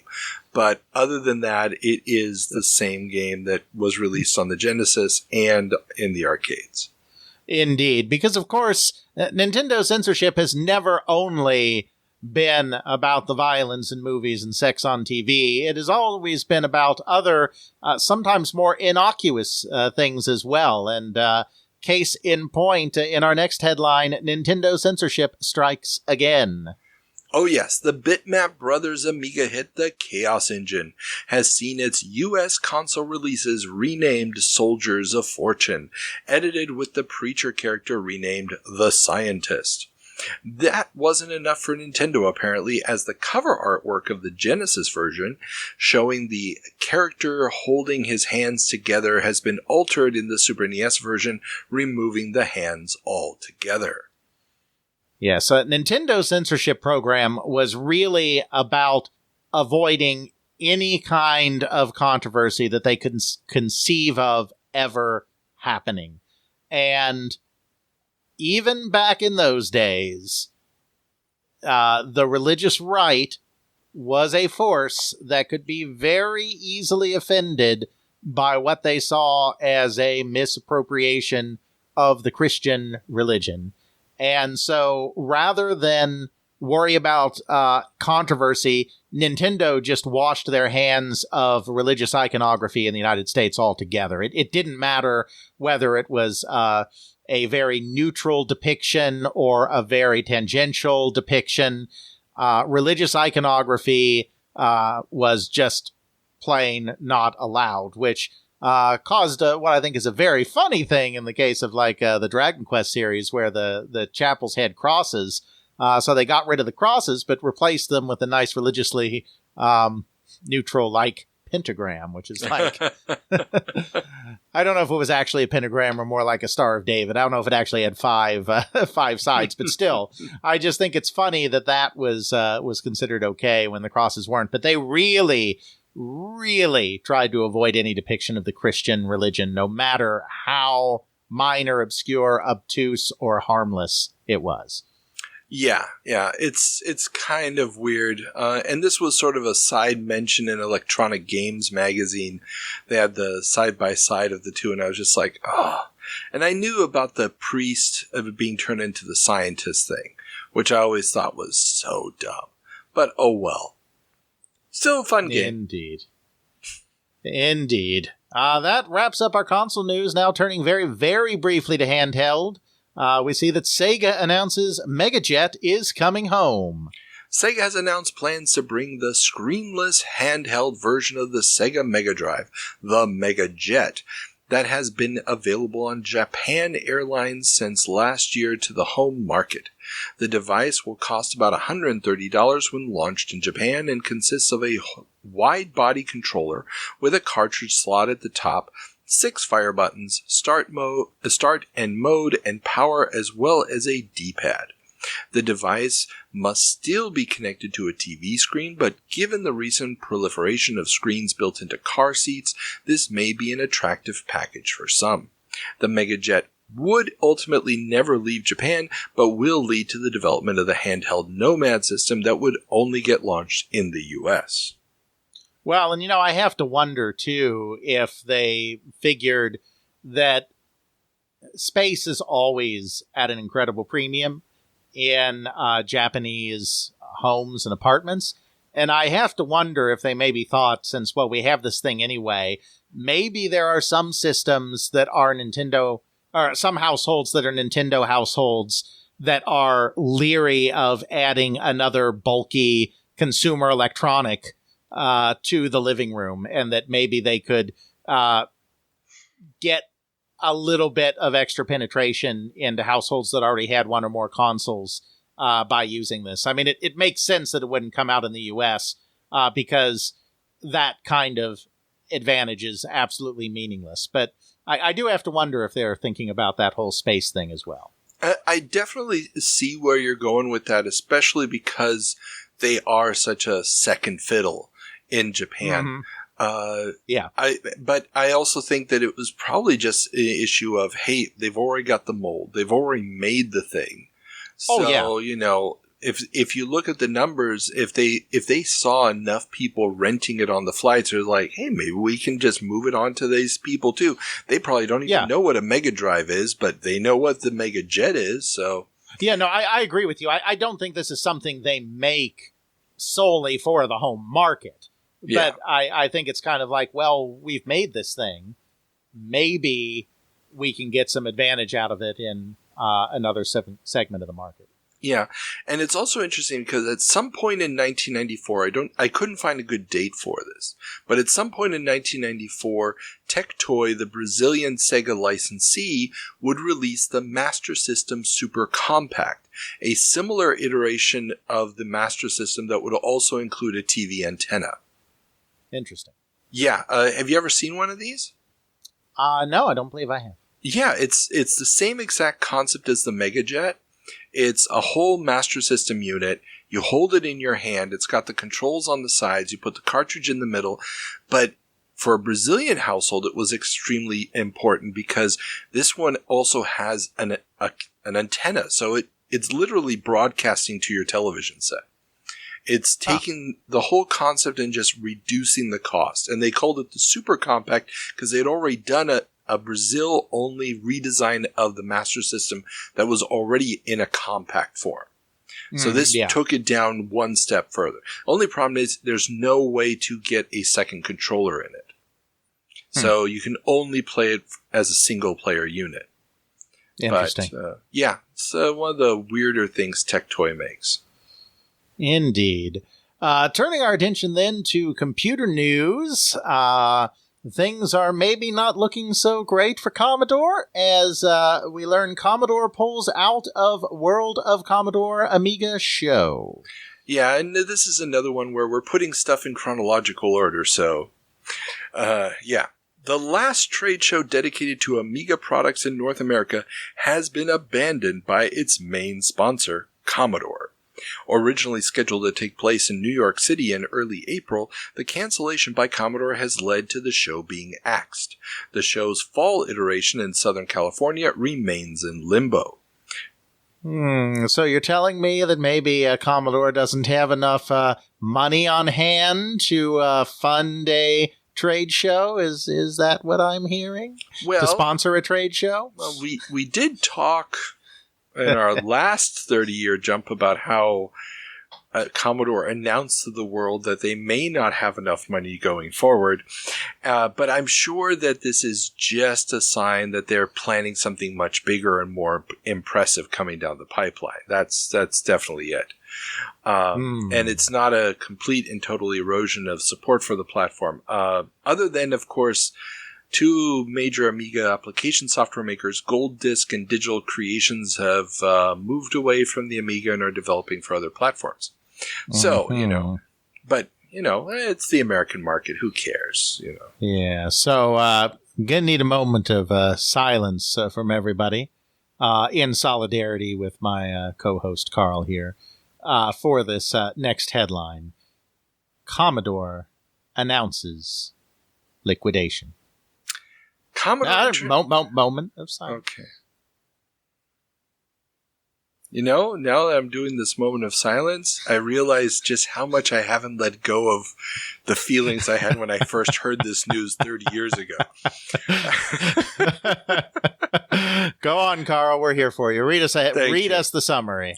Commodore International Limited announced late on Friday, April 29th, 1994, that it would be entering a, quote, orderly voluntary liquidation, end quote. Commodore lost $8.2 million in the quarter ending December 31st on sales of just $70 million, as opposed to $77.2 million of losses in the same quarter the previous year on sales of $237 million. The net worth of the company turned negative at the end of the fiscal year ending June 30th, 1993. Yep. This is the end right here. A company that could no longer continue because this ain't no Chapter 11 reorganization. This is liquidation. Oh, this yes. is everything goes bye-bye. Yeah, this is all the reports that we've been talking about for the last year of layoffs, that the Westchester headquarters looks like a ghost town, etc., etc. This is the culmination of it. That, you know, they're not going to drag it out. There's no coming back. The CD32 has not saved them.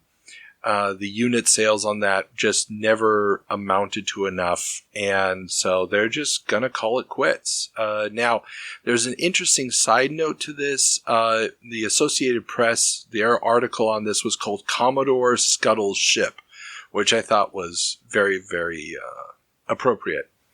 And we'll probably be talking about it more over the next few months because, you know, what happens with the Commodore assets will go on for years. Mm-hmm. And we'll see a bunch of different companies buy and sell them. But the one company that's probably most affected by this immediately is Newtek, makers of the video toaster. Mm-hmm. And the Associated Press actually released two articles called Commodore Scuttles Ship, a few hours apart.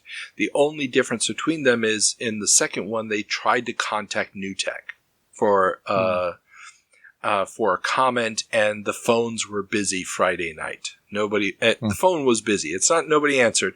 The phone was busy because everybody's freaking out at this point. Yeah, no doubt.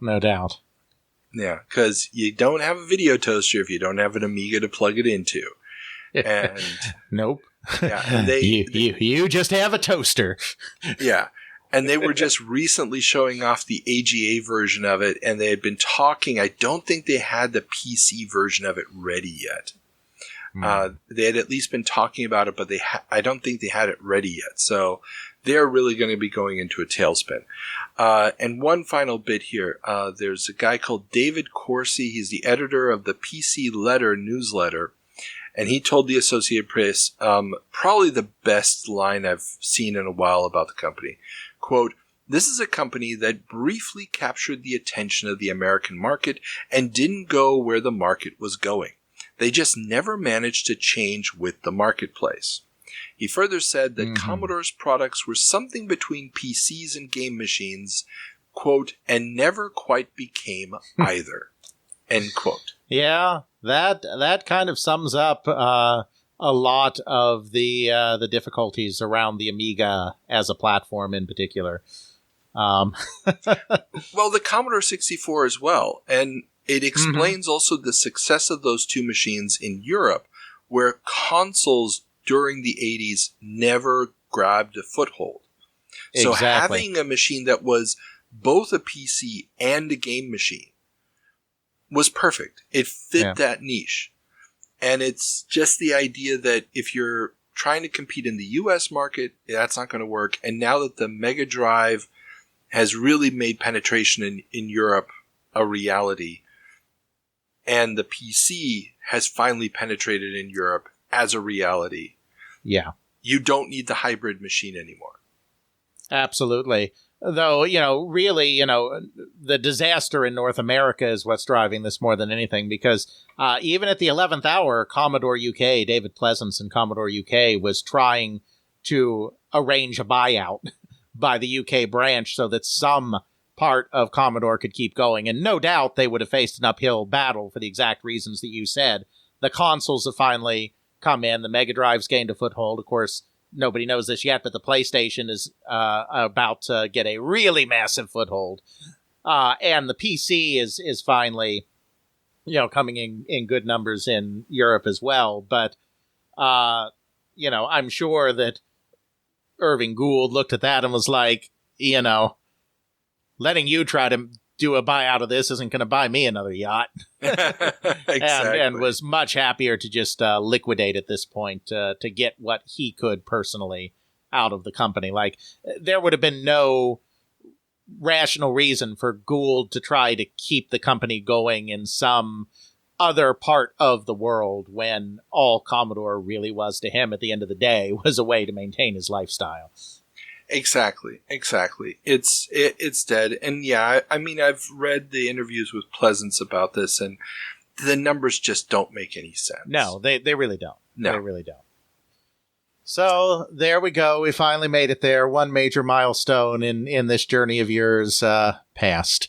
My condolences. The sad thing is, I'm not going to actually buy a PC for another 2 years. So,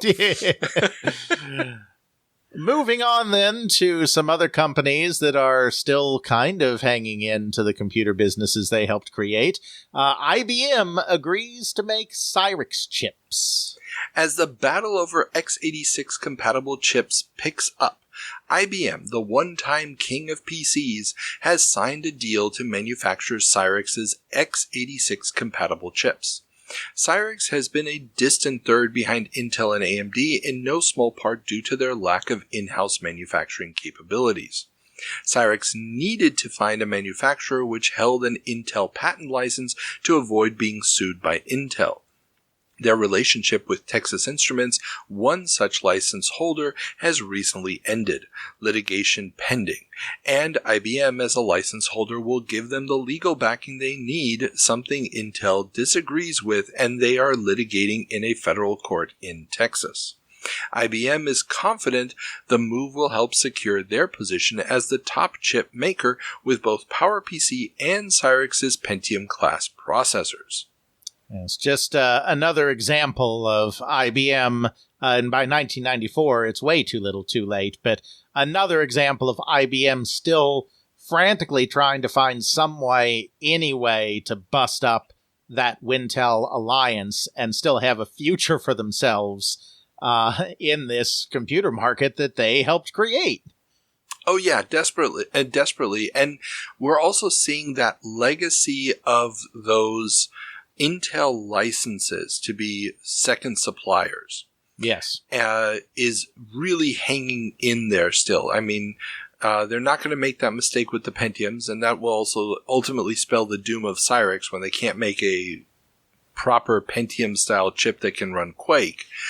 Yes. But we'll get to that in a couple of years. Yes, because of course, that other lawsuit is still running. One of the longest lawsuits in Silicon Valley history. Intel and AMD are still going at it over the whole concept of second sourcing Intel processors.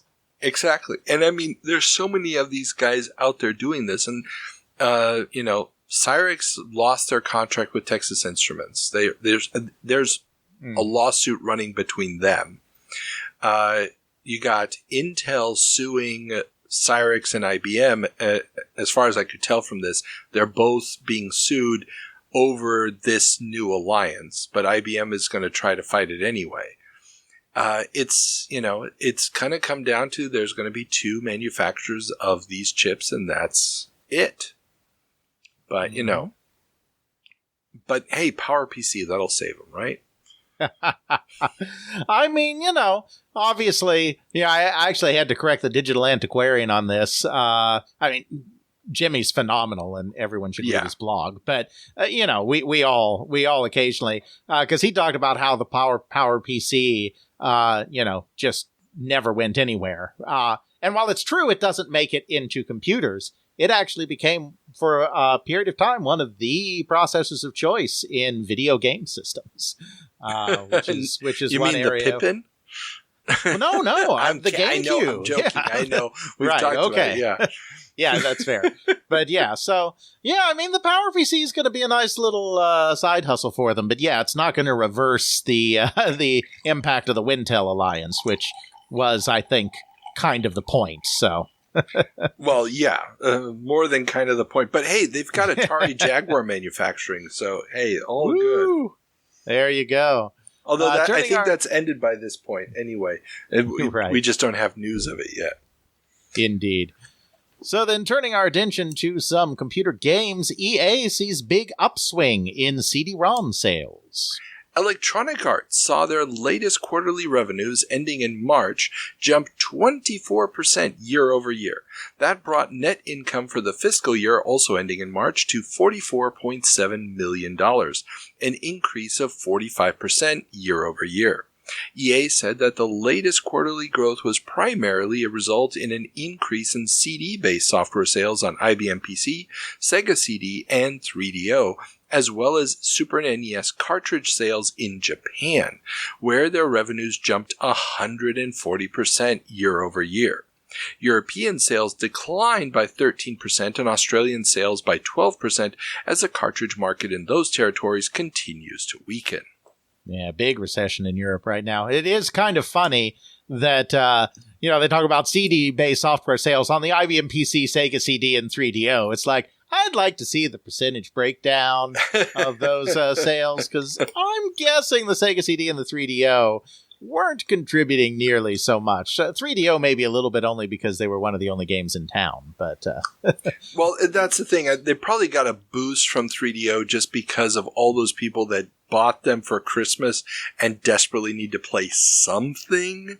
Yeah. But yeah, it's primarily that IBM PC stuff that's really moving the needle for them. But yeah, and we've reached the tipping point. I mean, Seventh Guest was a big part of this, though obviously not solely responsible. But 1993 was the year that a large number of consumers really started buying CD-ROM drives for their computers or buying multimedia PCs pre-equipped with a CD-ROM. And so now we're seeing the impact of that. As the software companies that are involved in CD-ROM start reporting out their earnings, because an uptick in CD-ROM drives obviously means an uptick in CD-ROM software. Exactly, and that's that multimedia bubble we mentioned earlier. It's Absolutely. really hitting the Wall Street stuff. I mean, I don't cover a lot of those Wall Street stories, but I do look through the financial reports on this stuff while I'm doing research for the episodes, and there's the word multimedia just thrown around so dramatically at this point. It's scary. Absolutely. And indeed, these increased CD-ROM sales do have these analysts asking the question, could CD-ROM usurp video games? The Wall Street Journal's entertainment column looks at how the drop in video game sales and rising sales of CD-ROM software for PCs could be a sign that consoles may be replaced by games on PC. Yeah, and I mean, this was a common refrain at the time, like you said, but of course, I mean, yes, both of these statements are true. This is a period of time when video game sales were dropping. The thing that I often like to call the crash that almost was or never was. And it is true that PC CD-ROM sales and computer game sales are rising, but you're still talking about a video game industry that is in the billions and a CD-ROM game industry that is not. So, obviously hindsight is 2020. We know what happened. We know that computer games could never, overcome console games in this time period. Piracy being a big part of that, the PlayStation being a big part of that. But, I like to think that even at the time, this is really getting caught up in the hype more than the facts. Because, yeah, it's true one is rising and one is falling, but there's still such a huge gulf between the two in terms of the amount of money they're making that it's a pretty silly claim, but I think even at the time, not just in hindsight. Oh, no, definitely. I mean, these are the financial papers are talking this kind of nonsense. The video game magazines would not make a statement like this. Now, the video game magazines are very, very clear that the better technology of the PC is making stuff like Doom possible. Right. And that's unavoidable. Now, granted, there's already talk about, Wolfenstein already came out on Super Nintendo. When are we getting Doom? That conversation is already being had. But at the same time, everybody knows that the next generation of consoles will primarily be CD-ROM based. and that the stuff that's on PC, it's only going to be exclusive to PC for a very short period of time. Absolutely. However, there is no doubt that the landscape is changing in computer gaming and that the technology is improving rapidly in computer gaming. And that is certainly a trend that is driving our next couple of headlines here. First of all, with Argonaut, Cirrus, and Diamond team up for PC 3D API standard. UK developers of Star Fox, Argonaut, have teamed up with Cirrus Logic and Diamond Computer Systems to create a software-hardware standard to make 3D graphics on PC easier to implement. The API, Blazing Render, or Brender, would not get a lot of support but would be used in games like Carmageddon and FX Fighter and in Microsoft's 3D Movie Maker. And I think it just makes sense to pair these together for commentary because at about the same time, we have another announcement. 3D Labs and Creative team up for PC 3D API standard. Oh yeah, there's a real battle starting. 3D Labs Incorporated and Creative Technology Limited, makers of the Sound Blaster sound cards, have teamed up to bring 3D Labs' Galint 3D processors to the consumer market. The current tech is used in high-end workstations, with the new spec-down versions expected to be accessible to the general consumer, which Creative will sell as add-on cards. Yeah, I mean, 3D is really such a wild west right now because there are so many ways you can do polygonal graphics if you so choose. So many different methods of doing it, so many things that you can support or not support. And so clearly you're never going to have a big market on PC for these polygonal games unless you can get some kind of standard developed or at least narrow it down to 2 or 3 standards that the game companies can pick and choose from. Because otherwise you're just going to have every company under the sun coming out with their own 3D card that has a completely different way of doing things, and then companies are going to it'll be like printers all over again. we can't have the 3D graphics market become like the printer market, where every single company that wants to get into the business has a different way of doing things, and then you have to develop drivers that support every last 3D card on the market. That's clearly untenable, and the creators of these things also know it's untenable. And so obviously it's going to be a while longer before the dust settles on all of this. But we're seeing some of our first halting steps towards, okay, people are going to start demanding these 3D polygonal graphics soon. They're going to start buying 3D graphics cards to be able to experience this. We need to figure something out so that games will actually support this new hardware and this new way of doing things. Exactly. And if anybody wants a more in-depth view of this development, please go and check out my interviews. My interview with Servan Kyonjin, as well as the discussion we had with him and Casey Muratori, the OpenGL versus Direct3D episode. Because, yeah, that's what it's all about. These rivaling standards, what is going to be necessary. And we see here both Argonaut and 3D Labs are sort of getting locked into a specific set of hardware that is going to be the death knell of both of them. Yeah, pretty much.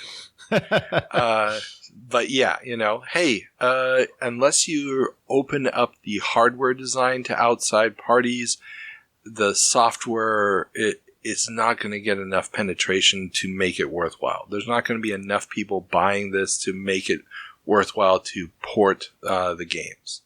Absolutely. But this isn't the only graphics path that companies are going down in this kind of transitory time period, as Spectrum Holobyte bets on fractals. The increasing importance of streaming video for games and the increasing awareness of the limitations of CD-ROM for this purpose is making many companies look for alternatives. Spectrum Holobyte has licensed fractal compression tech from Total Multimedia and Iterated Systems for their upcoming Star Trek The Next Generation game. The tech would later be known as Real Video. Yeah, this is one of the gold mine areas. I mean, it's been for a few years now of the multimedia boom when everyone thought that streaming video was the future of everything, which I guess, it did kind of become that in the end. Thanks a lot, YouTube. But, you needed Web 2.0 to get there. I mean, the tech wouldn't be ready for a long time. And of course, IDOS actually started as a video compression company and made its first really good money on compression, because this is one of the areas that was really important kind of in this weird multimedia boom that we find ourselves in. Oh yeah, definitely, because as we've already seen with the MPEG cards that have come out for the CDI, the 3DO, and the CD32, you just can't do quality video for a movie. So what would become the DVD revolution, where suddenly everybody has a library of little plastic boxes on their shelf with movies that they may have watched once. The dream was there to do that with MPEG CDs, but the picture quality just isn't good enough. The storage capacity isn't big enough. So unless you can figure out a really good way to compress it further, that is not going to happen. It's not going to replace VHS. Absolutely. Moving on then to some more traditional non-multimedia style gaming news. Microprose dumps Adventure Engine. Vancouver-based educational software developer Sanctuary Woods has purchased MADS, the Microprose Adventure Development System, which was the engine behind Rex Nebular and Return of the Phantom. Microprose's ill-fated venture into point-and-click games will bear some fruit, with key designers of the engine, Ted Markley and Matt Grusin, moving to Sanctuary Woods. Their first adventure at the new studio will be Robert Ripley's Believe It or Not. Yep, Microsoft, as you know from your interview with friend of the show, Wild Bill, tried to get into other genres, invested a lot of money in building engines for other genres, and it just did not work at all. But even this touches on the multimedia revolution a little bit, because even though Microprose wasn't thinking of adventure games as an entree in the multimedia space, Sanctuary Woods is very much all in on the multimedia space, and this is clearly them being like, okay, these guys, have an engine that can do some of this gamey stuff that we're maybe less sure on. Let's take that and apply our multimedia touch to it and see where that gets us. Oh, definitely, definitely. I mean, granted, it's sort of the last leg of the point-and-click adventure. The day, it's not dead yet, but the days are numbered. But the integration of filmed cutscenes to a traditional point-and-click adventure, which is one of the big aspects of this Believe It or Not, Ripley's Believe It or Not game, is just not something that's going to have a big future. And speaking of things that won't have a big future, Maxis wants to turn SimCity into a sandbox. Jeff Brown, president of Maxis, makers of SimCity, tells Game Developer Magazine, more about them in a moment, that the company wants to take its data created in SimCity and use it as a basis for any number of other games, be it Sim Cops, Sim Architects, or Sim Car Racers. This idea of reusing map data will require multiple processes to be run simultaneously, as he envisions you chasing bad guys through the streets, not of a static save SimCity, but while the SimCity simulation continues running, as well as standardized datasets. Larry O'Brien of the magazine says that this would be too complicated for consoles, but PCs could pull it off, especially using standardization software such as Microsoft's Object Linking and Embedding, or OLE, tool, which O'Brien thinks will be the, quote, dominant technology used for open gaming environments, end quote. Yeah, Maxis in this period, like so many companies, is under a great deal of pressure to expand and expand their number of offerings, grow their business because of the ever-increasing competition for retail shelf space. And I think a lot of this is wishful thinking around that need to grow. It's like, yeah, we can have a whole line of sim games that all play together. And, they're envisioning selling this whole suite of 4 or 5 games, to every single SimCity customer and creating this ecosystem. Obviously they make a couple, they make Simcopter, for instance. I mean, they try to move a little bit in this direction, but it's just not great. No. I mean, a few years ago, we ran a story where Peter Molyneux was talking the same stuff. He was trying to say the same thing. Now, granted, there it was Peter Molyneux, so it's just Peter being Peter. But here, I mean, they're going to do Streets of SimCity. They're going to do Simcopter. I can't remember if Sim Hospital could also be imported into a SimCity 2000 map. I can't remember, but I got a vague idea in the back of my mind that was an option. But yeah, you're right. It's them trying to figure out different markets to get into. But I'm also just willing to go along with the idea that this is just like this bigger, utopian idea of the open world gaming setup. Absolutely. Which we're going to see, right around the corner with the MMORPG. Ultima Online is going to be that. And the only problem is it's always going to be a jack of all trades environment that never does anything really, really well. And ultimately, the open world environment is going to become GTA. Yes. So, and that's, you can have the simulation running. You can see the people walking around doing their thing. And your interactions with them will be more or less along the lines of, where do I start a gang war? And who do I mow down? And whatnot. But that's another issue entirely.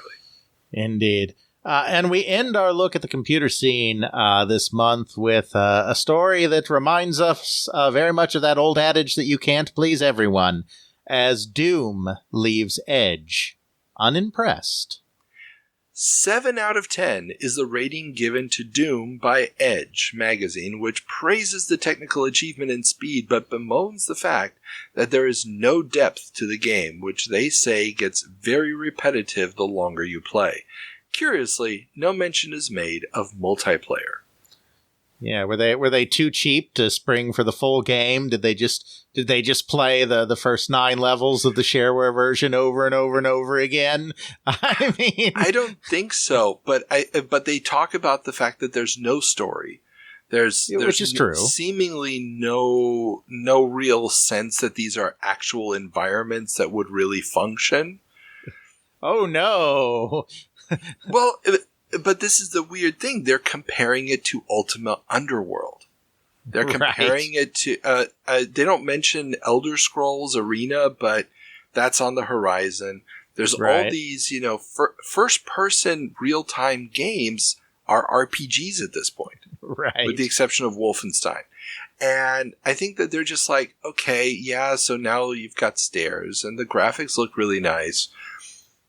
But, we want a little bit of plot. What's his name? The guy who leaves id because they won't do the story. Yeah, Tom Hall probably read this and was like, yes, that's exactly what I was saying.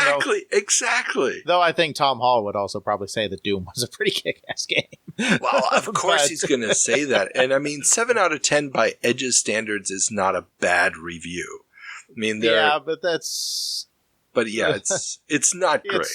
It's a bit ridiculous. And, depth, I mean, obviously the kind of depth that they're talking about is RPG style depth and story and whatnot. But they're really not paying attention if they think there's no depth, because the level designs in Doom are so brilliant and so well thought out and so well executed that there is actually a lot of depth in the game design, even if, what you doing as the player is, demons coming right for us, shoot them in the head, So, yeah, definitely I think they were coming at it with the wrong attitude, and I'm sure it's because games like Ultima Underworld had them, or even first-person games in general, even going back to non-real-time first-person games like Wizardry and whatnot. They have this idea in their head of what a first-person game is, and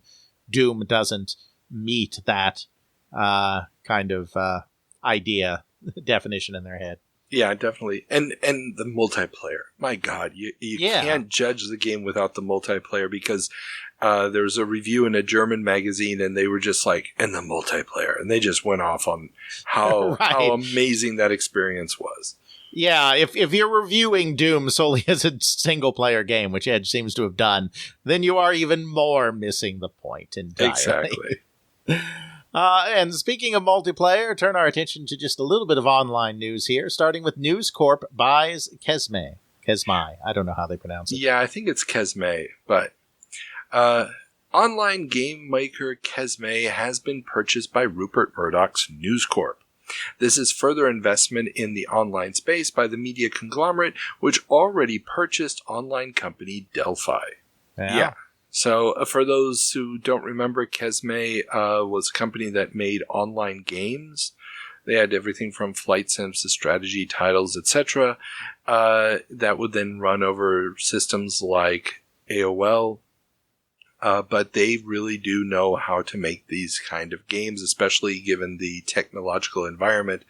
And News Corp sees this as the future. I mean, and so they want a piece of that action.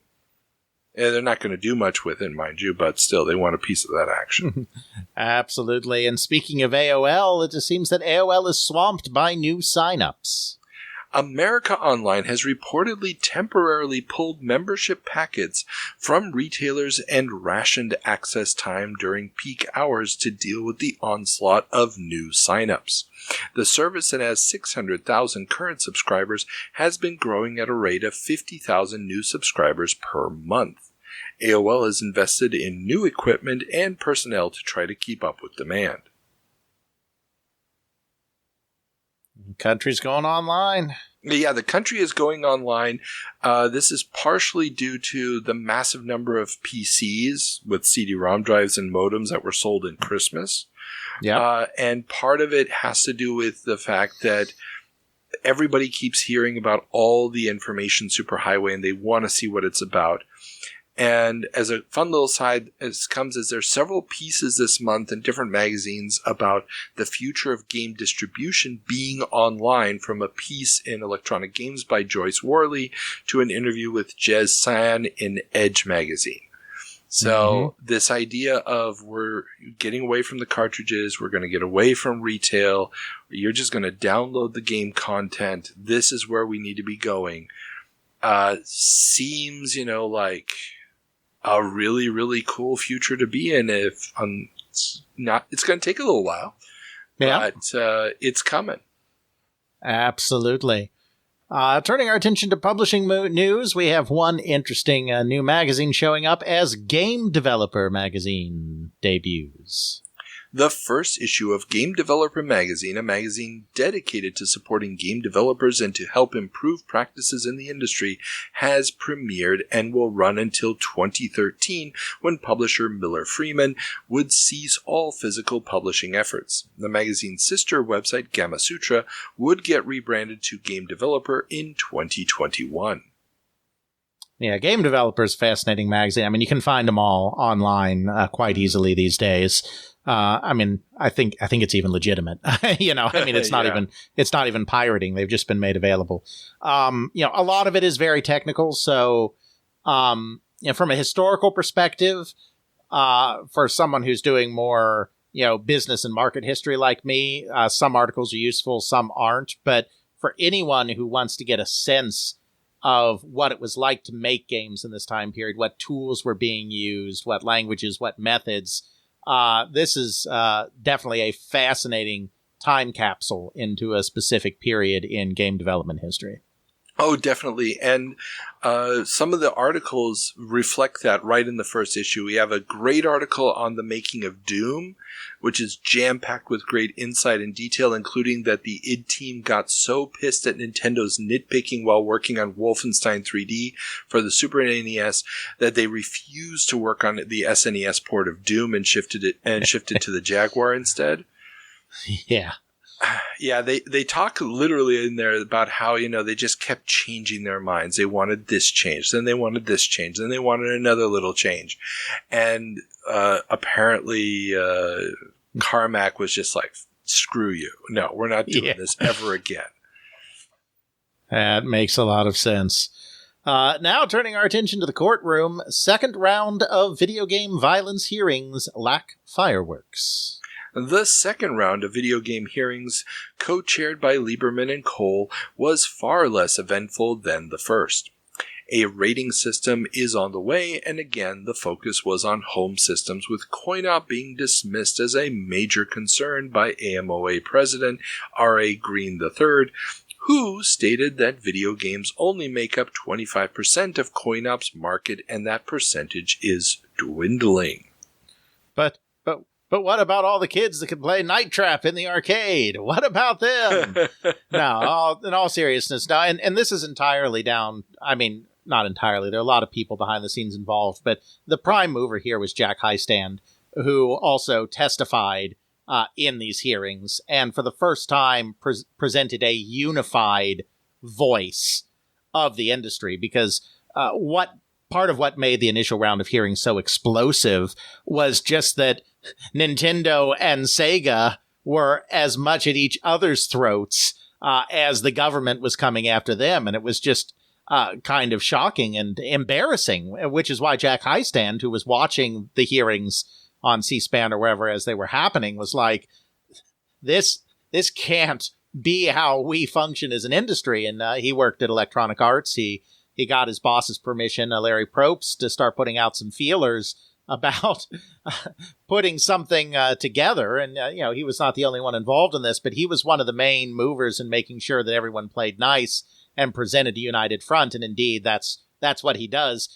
So he comes to these hearings and he just testifies like, yeah, we heard you and we're working on a rating system and this is what things are looking like. And these are our goals for implementation. These are our plans. And he presented this one singular voice of reason on behalf of the industry, which made things a lot calmer. And we definitely won't be doing live commentary on this hearing because there's just nothing fun about everything going according to plan. Exactly. And one of the main reasons I included this was this citation of video only being 25% of coin-op. Now, it's not specified as this, revenue, is this number of machines or whatever, but the fact that, he's saying this on the record and that it's a dwindling percentage really gives, I think, good insight into the status of coin-op at this point, because we've talked about it being in decline for a while now. And, my guess, and yes, coin-op is in decline, and that's very much true, coin-op video games, but my guess is that 25% figure comes from lumping all of coin-op together, including jukeboxes and maybe even including vending machines, even though the AMOA does not represent vending machines. They have their own organization. Because there's no way, even at this point, that video games were only 25% of amusement. So I'm guessing that they were defining coin-op more broadly to make it seem more insignificant. Oh, definitely. I mean, they are clearly including the jukeboxes in here. They're probably including everything the AMOA would represent. Yeah. And like I said, they may even be throwing vending in there just for shits and giggles. It wouldn't surprise me. True. Yeah. Yeah. Because, it's definitely smaller and it's definitely dwindling, but 25%, no, I don't think so yet. No. Not in terms of amusement, I mean. Yeah. There's still plenty of kids playing NBA Jam. Indeed. And next, we have a little legal spat between developers as Data East beats Capcom in courts. Oh yes, Capcom's attempt to get a preliminary injunction barring Data East from selling its game Fighter's History due to its alleged similarities to Street Fighter II have been quashed by Judge William Orrick. The judge wrote, quote, Data East has not captured in Fighter's History the total concept and feel of the protectable expression in Street Fighter II. Rather, the similarities that result between the two games stem from Data East's emulation of the unprotectable, commonplace features of Street Fighter II, such as its stereotypical fight characters and its reliance on unoriginal fighting techniques derived from the martial arts. End quote. He also said that Capcom, quote, cannot now withdraw from the public domain ideas and standardized expression. To do so would be commensurate to awarding Capcom a monopoly over a range of characters and moves that it did not create. It would also allow Capcom to lay proprietary claim to all reality-based fight games featuring human characters. Copyright law affords no such protection. End quote. Of course, the thing that is just so delicious about this case is that Data East played the role of Capcom roughly 10 years before in their suit against International Karate when they were claiming that International Karate ripped off way too much of Karate Champ, and the judge set down this idea that these unoriginal elements and stereotypical elements cannot be copyrighted, and it's not enough that there be some surface level similarities between two games. Exactly. Data East, really fought hard against that back then. But I mean, that was then. This is now.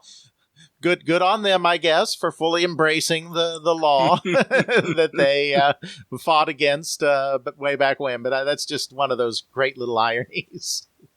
Oh, definitely. I mean, they're getting protected by their own case that they lost. Exactly. It's just lovely. And finally, our last legal news story here. Ads in software patented. A small two-man company called Software Advertising Corporation of La Costa, California, has been granted a patent concerning a, quote, system which integrates an advertisement into a computer software program without altering the function of the program, end quote. The first company to be sued for infringement is PC Dynamics, makers of the Energizer Bunny screensaver. SAC demanded 5 to 10% of the revenue generated by the program. This comes as the Patent Office is licking its wounds from having to overturn 41 patents granted to Compton's New Media, which would have granted Compton exclusive rights to multimedia software, something we talked about a month or two ago. Yeah, can we say patent troll, boys and girls? Oh, yes, especially in this case. Now, did you ever see the Energizer Bunny screensaver? I don't recall it specifically. I mean, possibly. But yeah, I don't recall it. Yeah, this was actually a very popular screensaver. It sold a ton.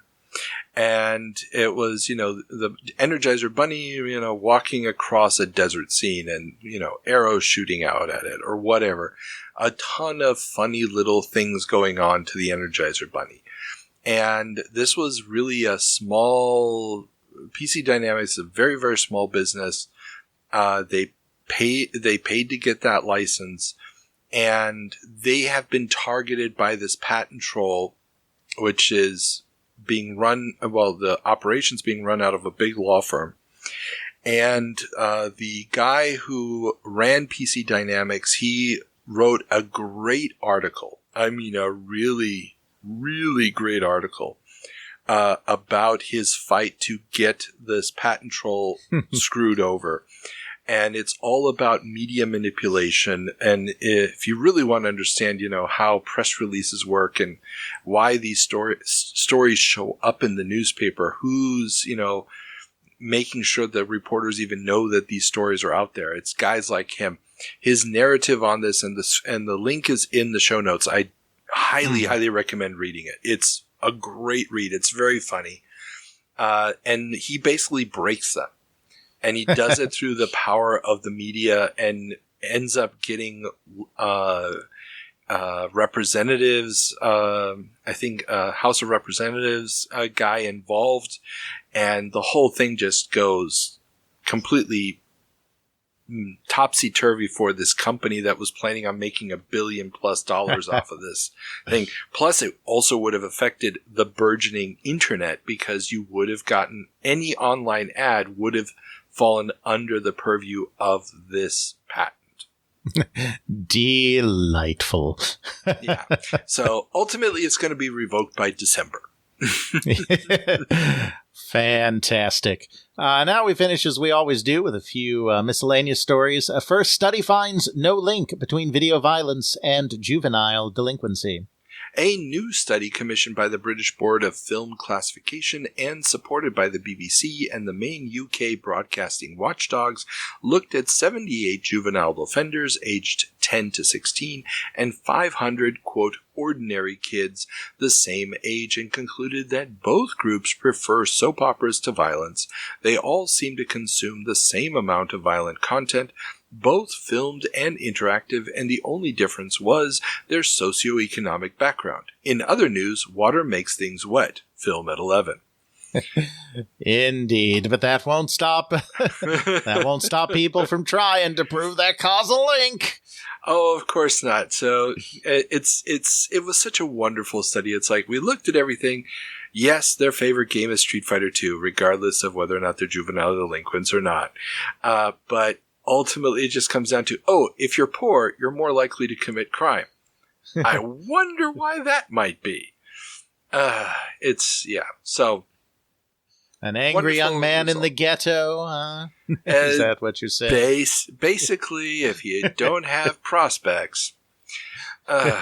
Sorry. Indeed. I'm going to avoid going off on tangents about recent Supreme Court decisions here. That's probably for the best. But speaking on giving people prospects, Middlesex University offers gaming degrees. Nice transition there. Didn't even think about that one. The Middlesex University in England has begun offering both bachelor and master degrees in, quote, the design and production of interactive games, end quote. The programs are a response, according to the university, to the shift from computer use to consoles, leading to wannabe game makers not having had the chance to be creative with the hardware they game on. The school received Sega dev kits as donations, and Domark has offered students in the program internships. Yeah, that's interesting. Obviously there's going to be a growing movement towards game degrees, but it's interesting that in this case it is so specifically tied to the demise of the bedroom coder in the United Kingdom. And what we're seeing is exactly what killed Commodore. You didn't need this 5 years earlier. 5 years earlier, this would have been a pointless endeavor. And the worst thing is, the article in the German magazine PC Player talking about this is quite literally sarcastically asking, why do we need this? This is a joke, right? They are poo-pooing this idea that you would even need this, whereas the English magazine talking about it, is a little bit more serious, but that's computer and video games, where they also cover consoles.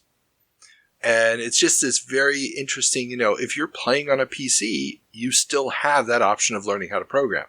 But if you're talking to console players, this suddenly makes sense. Absolutely. So yeah, I think that's a fascinating little angle on this new wrinkle of dev programs here. So glad we included that one. Yeah. And we end, this is how we often ended our Crash episodes, not so often our 90s episodes, but we have to have a little RIP, not to take away from the big RIP of Commodore, just a few headlines ago. And this time we must bid a not so fond farewell to the 3-inch disc. Maxell, the last manufacturer of 3-inch floppy disks, has ended production of the media due to insufficient sales. So, Carl, the main takeaway I have here is never let anyone tell you that a half an inch doesn't make a really big difference. Yes.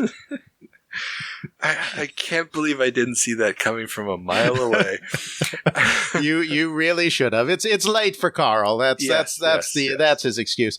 Yes, of course. This is really a competing standard here because obviously the 3.5-inch disc, primarily promulgated by Sony, very famously included very early on in the Macintosh.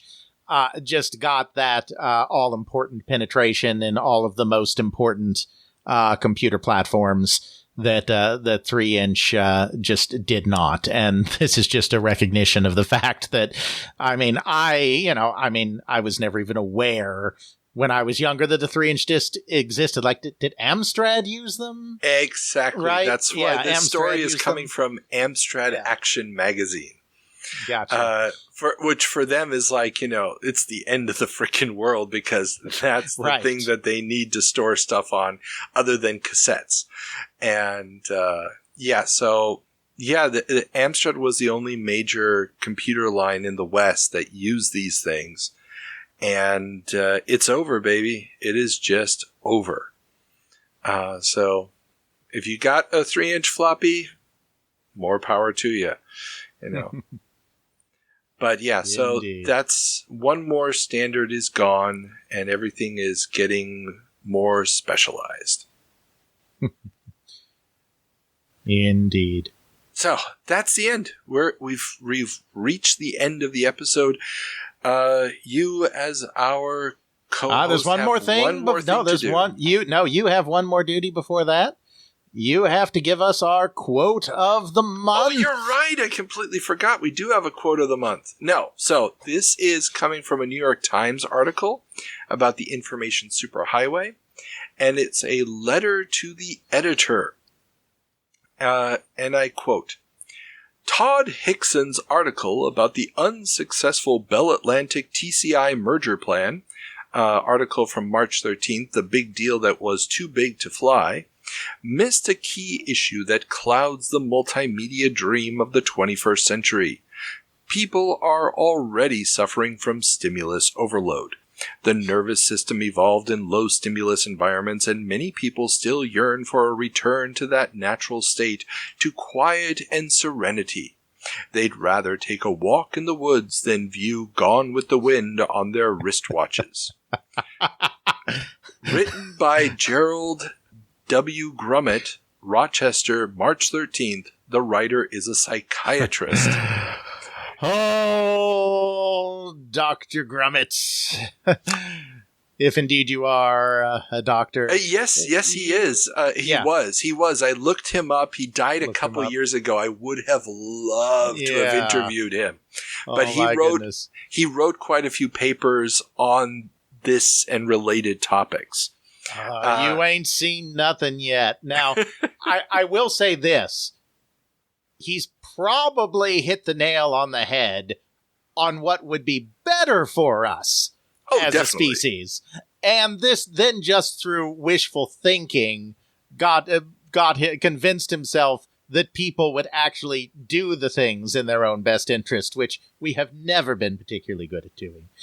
Exactly. So yes, this is one of those brilliant ones. When I saw this, I was like, okay, I have to include this. This is a great quote. And yeah. And unfortunately, he's dead. I mean, just a couple years. I think he died 3 years ago or 4 years ago. Wow. It would have been really cool to talk to him about this. Indeed. Okay, so now the final task falls to you. What is the word of the episode? Well, as I've said before, sometimes it's really hard to pull one out and sometimes it's really easy. And this is one of those really easy ones. The word or phrase, as I typically do, of the episode certainly has to be multimedia bubble. That has permeated every aspect of our look here, from the business news of all of these interactive divisions to the console news of all of these companies scrambling to figure out how to get into CD, how to get their chips into this product or that product, to the question in the Wall Street Journal about could CD-ROM usurp video games. Everyone is fixated on CD-ROM, multimedia, and what that means for the future of computing, entertainment, education, and everything else. Perfect. I could not have chosen a better one myself. So, remind everybody where they can find your other fine work when you're not here with me for 5-hour stretches. Indeed. When I'm not here, I am, of course, podcasting myself with my co-host Jeffrey on They Create Worlds. You can find all our good work at theycreateworlds.com, the podcast at podcast.theycreateworlds.com. We are on all the major podcast providers, and also we have now finished uploading every last episode to YouTube. So every episode is available there as well, and of course, future episodes will be made available there day and date with all other versions of the episode. Just wrapped up an extended look at the company Exidy. And next time around, not out yet at the time of this recording, will be a look at the Neo Geo console coin-op hybrid system. Excellent. I just finished listening to the second Exidy episode early this morning. So, yeah, very good stuff. It was kind of fascinating. I was always wondering where the hell Crossbow and Chiller came from, but the context of the financial situation of the company really does explain that quite well. Indeed. Okay, and remember, everybody, send us your feedback. Give us a thumbs up in your podcast app or whatever else. Subscribe to as many channels as possible where we are. Follow us on the social media, and yeah, that's pretty much it. Remember, if you are a patron, you get the video version of the 7 Minutes in Heaven as well as early access to the interviews. I've got a great, what's probably going to be a 3-parter with Graham Bayless. You don't know the name, but trust me, this guy has been there and seen it all. It's an amazing, 9 hours of interview. Fantastic. Yeah. It's a 40-year career that is still ongoing. Yeah. And I just have to say, it's not the first time I've said this, but I'll say it again. If you are only tuning in to the jumps and not doing the interviews, you are doing yourself a disservice, because Carl is a fantastic interviewer, one of the finest interviewers I know, better than me, certainly. Years of litigation experience. I'm not being sarcastic. I mean, seriously, years of litigation experience, deposition experience have made him a phenomenal interviewer, and you should definitely be listening to those as well. Thank you. The next one that should be hitting we've got the general feed is going to be getting my interview with Mr. Jay Balakrishnan of Hessware and Dynamics is hitting next week after this comes out. And the next one after that, before Graham Bayless, I just finished cutting my interview with Raymond Yap, who was the UK and Europe representative for Wong, a major Hong Kong manufacturer back in the 70s and 80s. So what was it like to just be the manufacturer of machines like the BBC Micro? Really, really fascinating, early versions basically of international sourcing of parts and all sorts of stuff. Really, really cool insight into how the industry worked. Love it. That's coming up as well. And, well, with that being said, everybody, become a patron, please. We've lost a couple of people. I know economic times are hard, so don't get me into trouble with my wife, because now hosting does cost a few bucks more than I'm actually getting in on the Patreon. So, yeah, hurry up, sign up. Make me happy. And you also get to come to our monthly live show. Streaming live show, whatever we call it. I don't know. Patron thing in the box. Hangout. Monthly hangout, Carl. Hangout. And we'll play something, maybe some Soldier of Fortune or something. That'll be fun. That's a 2-player game. Okay, so everybody, have fun.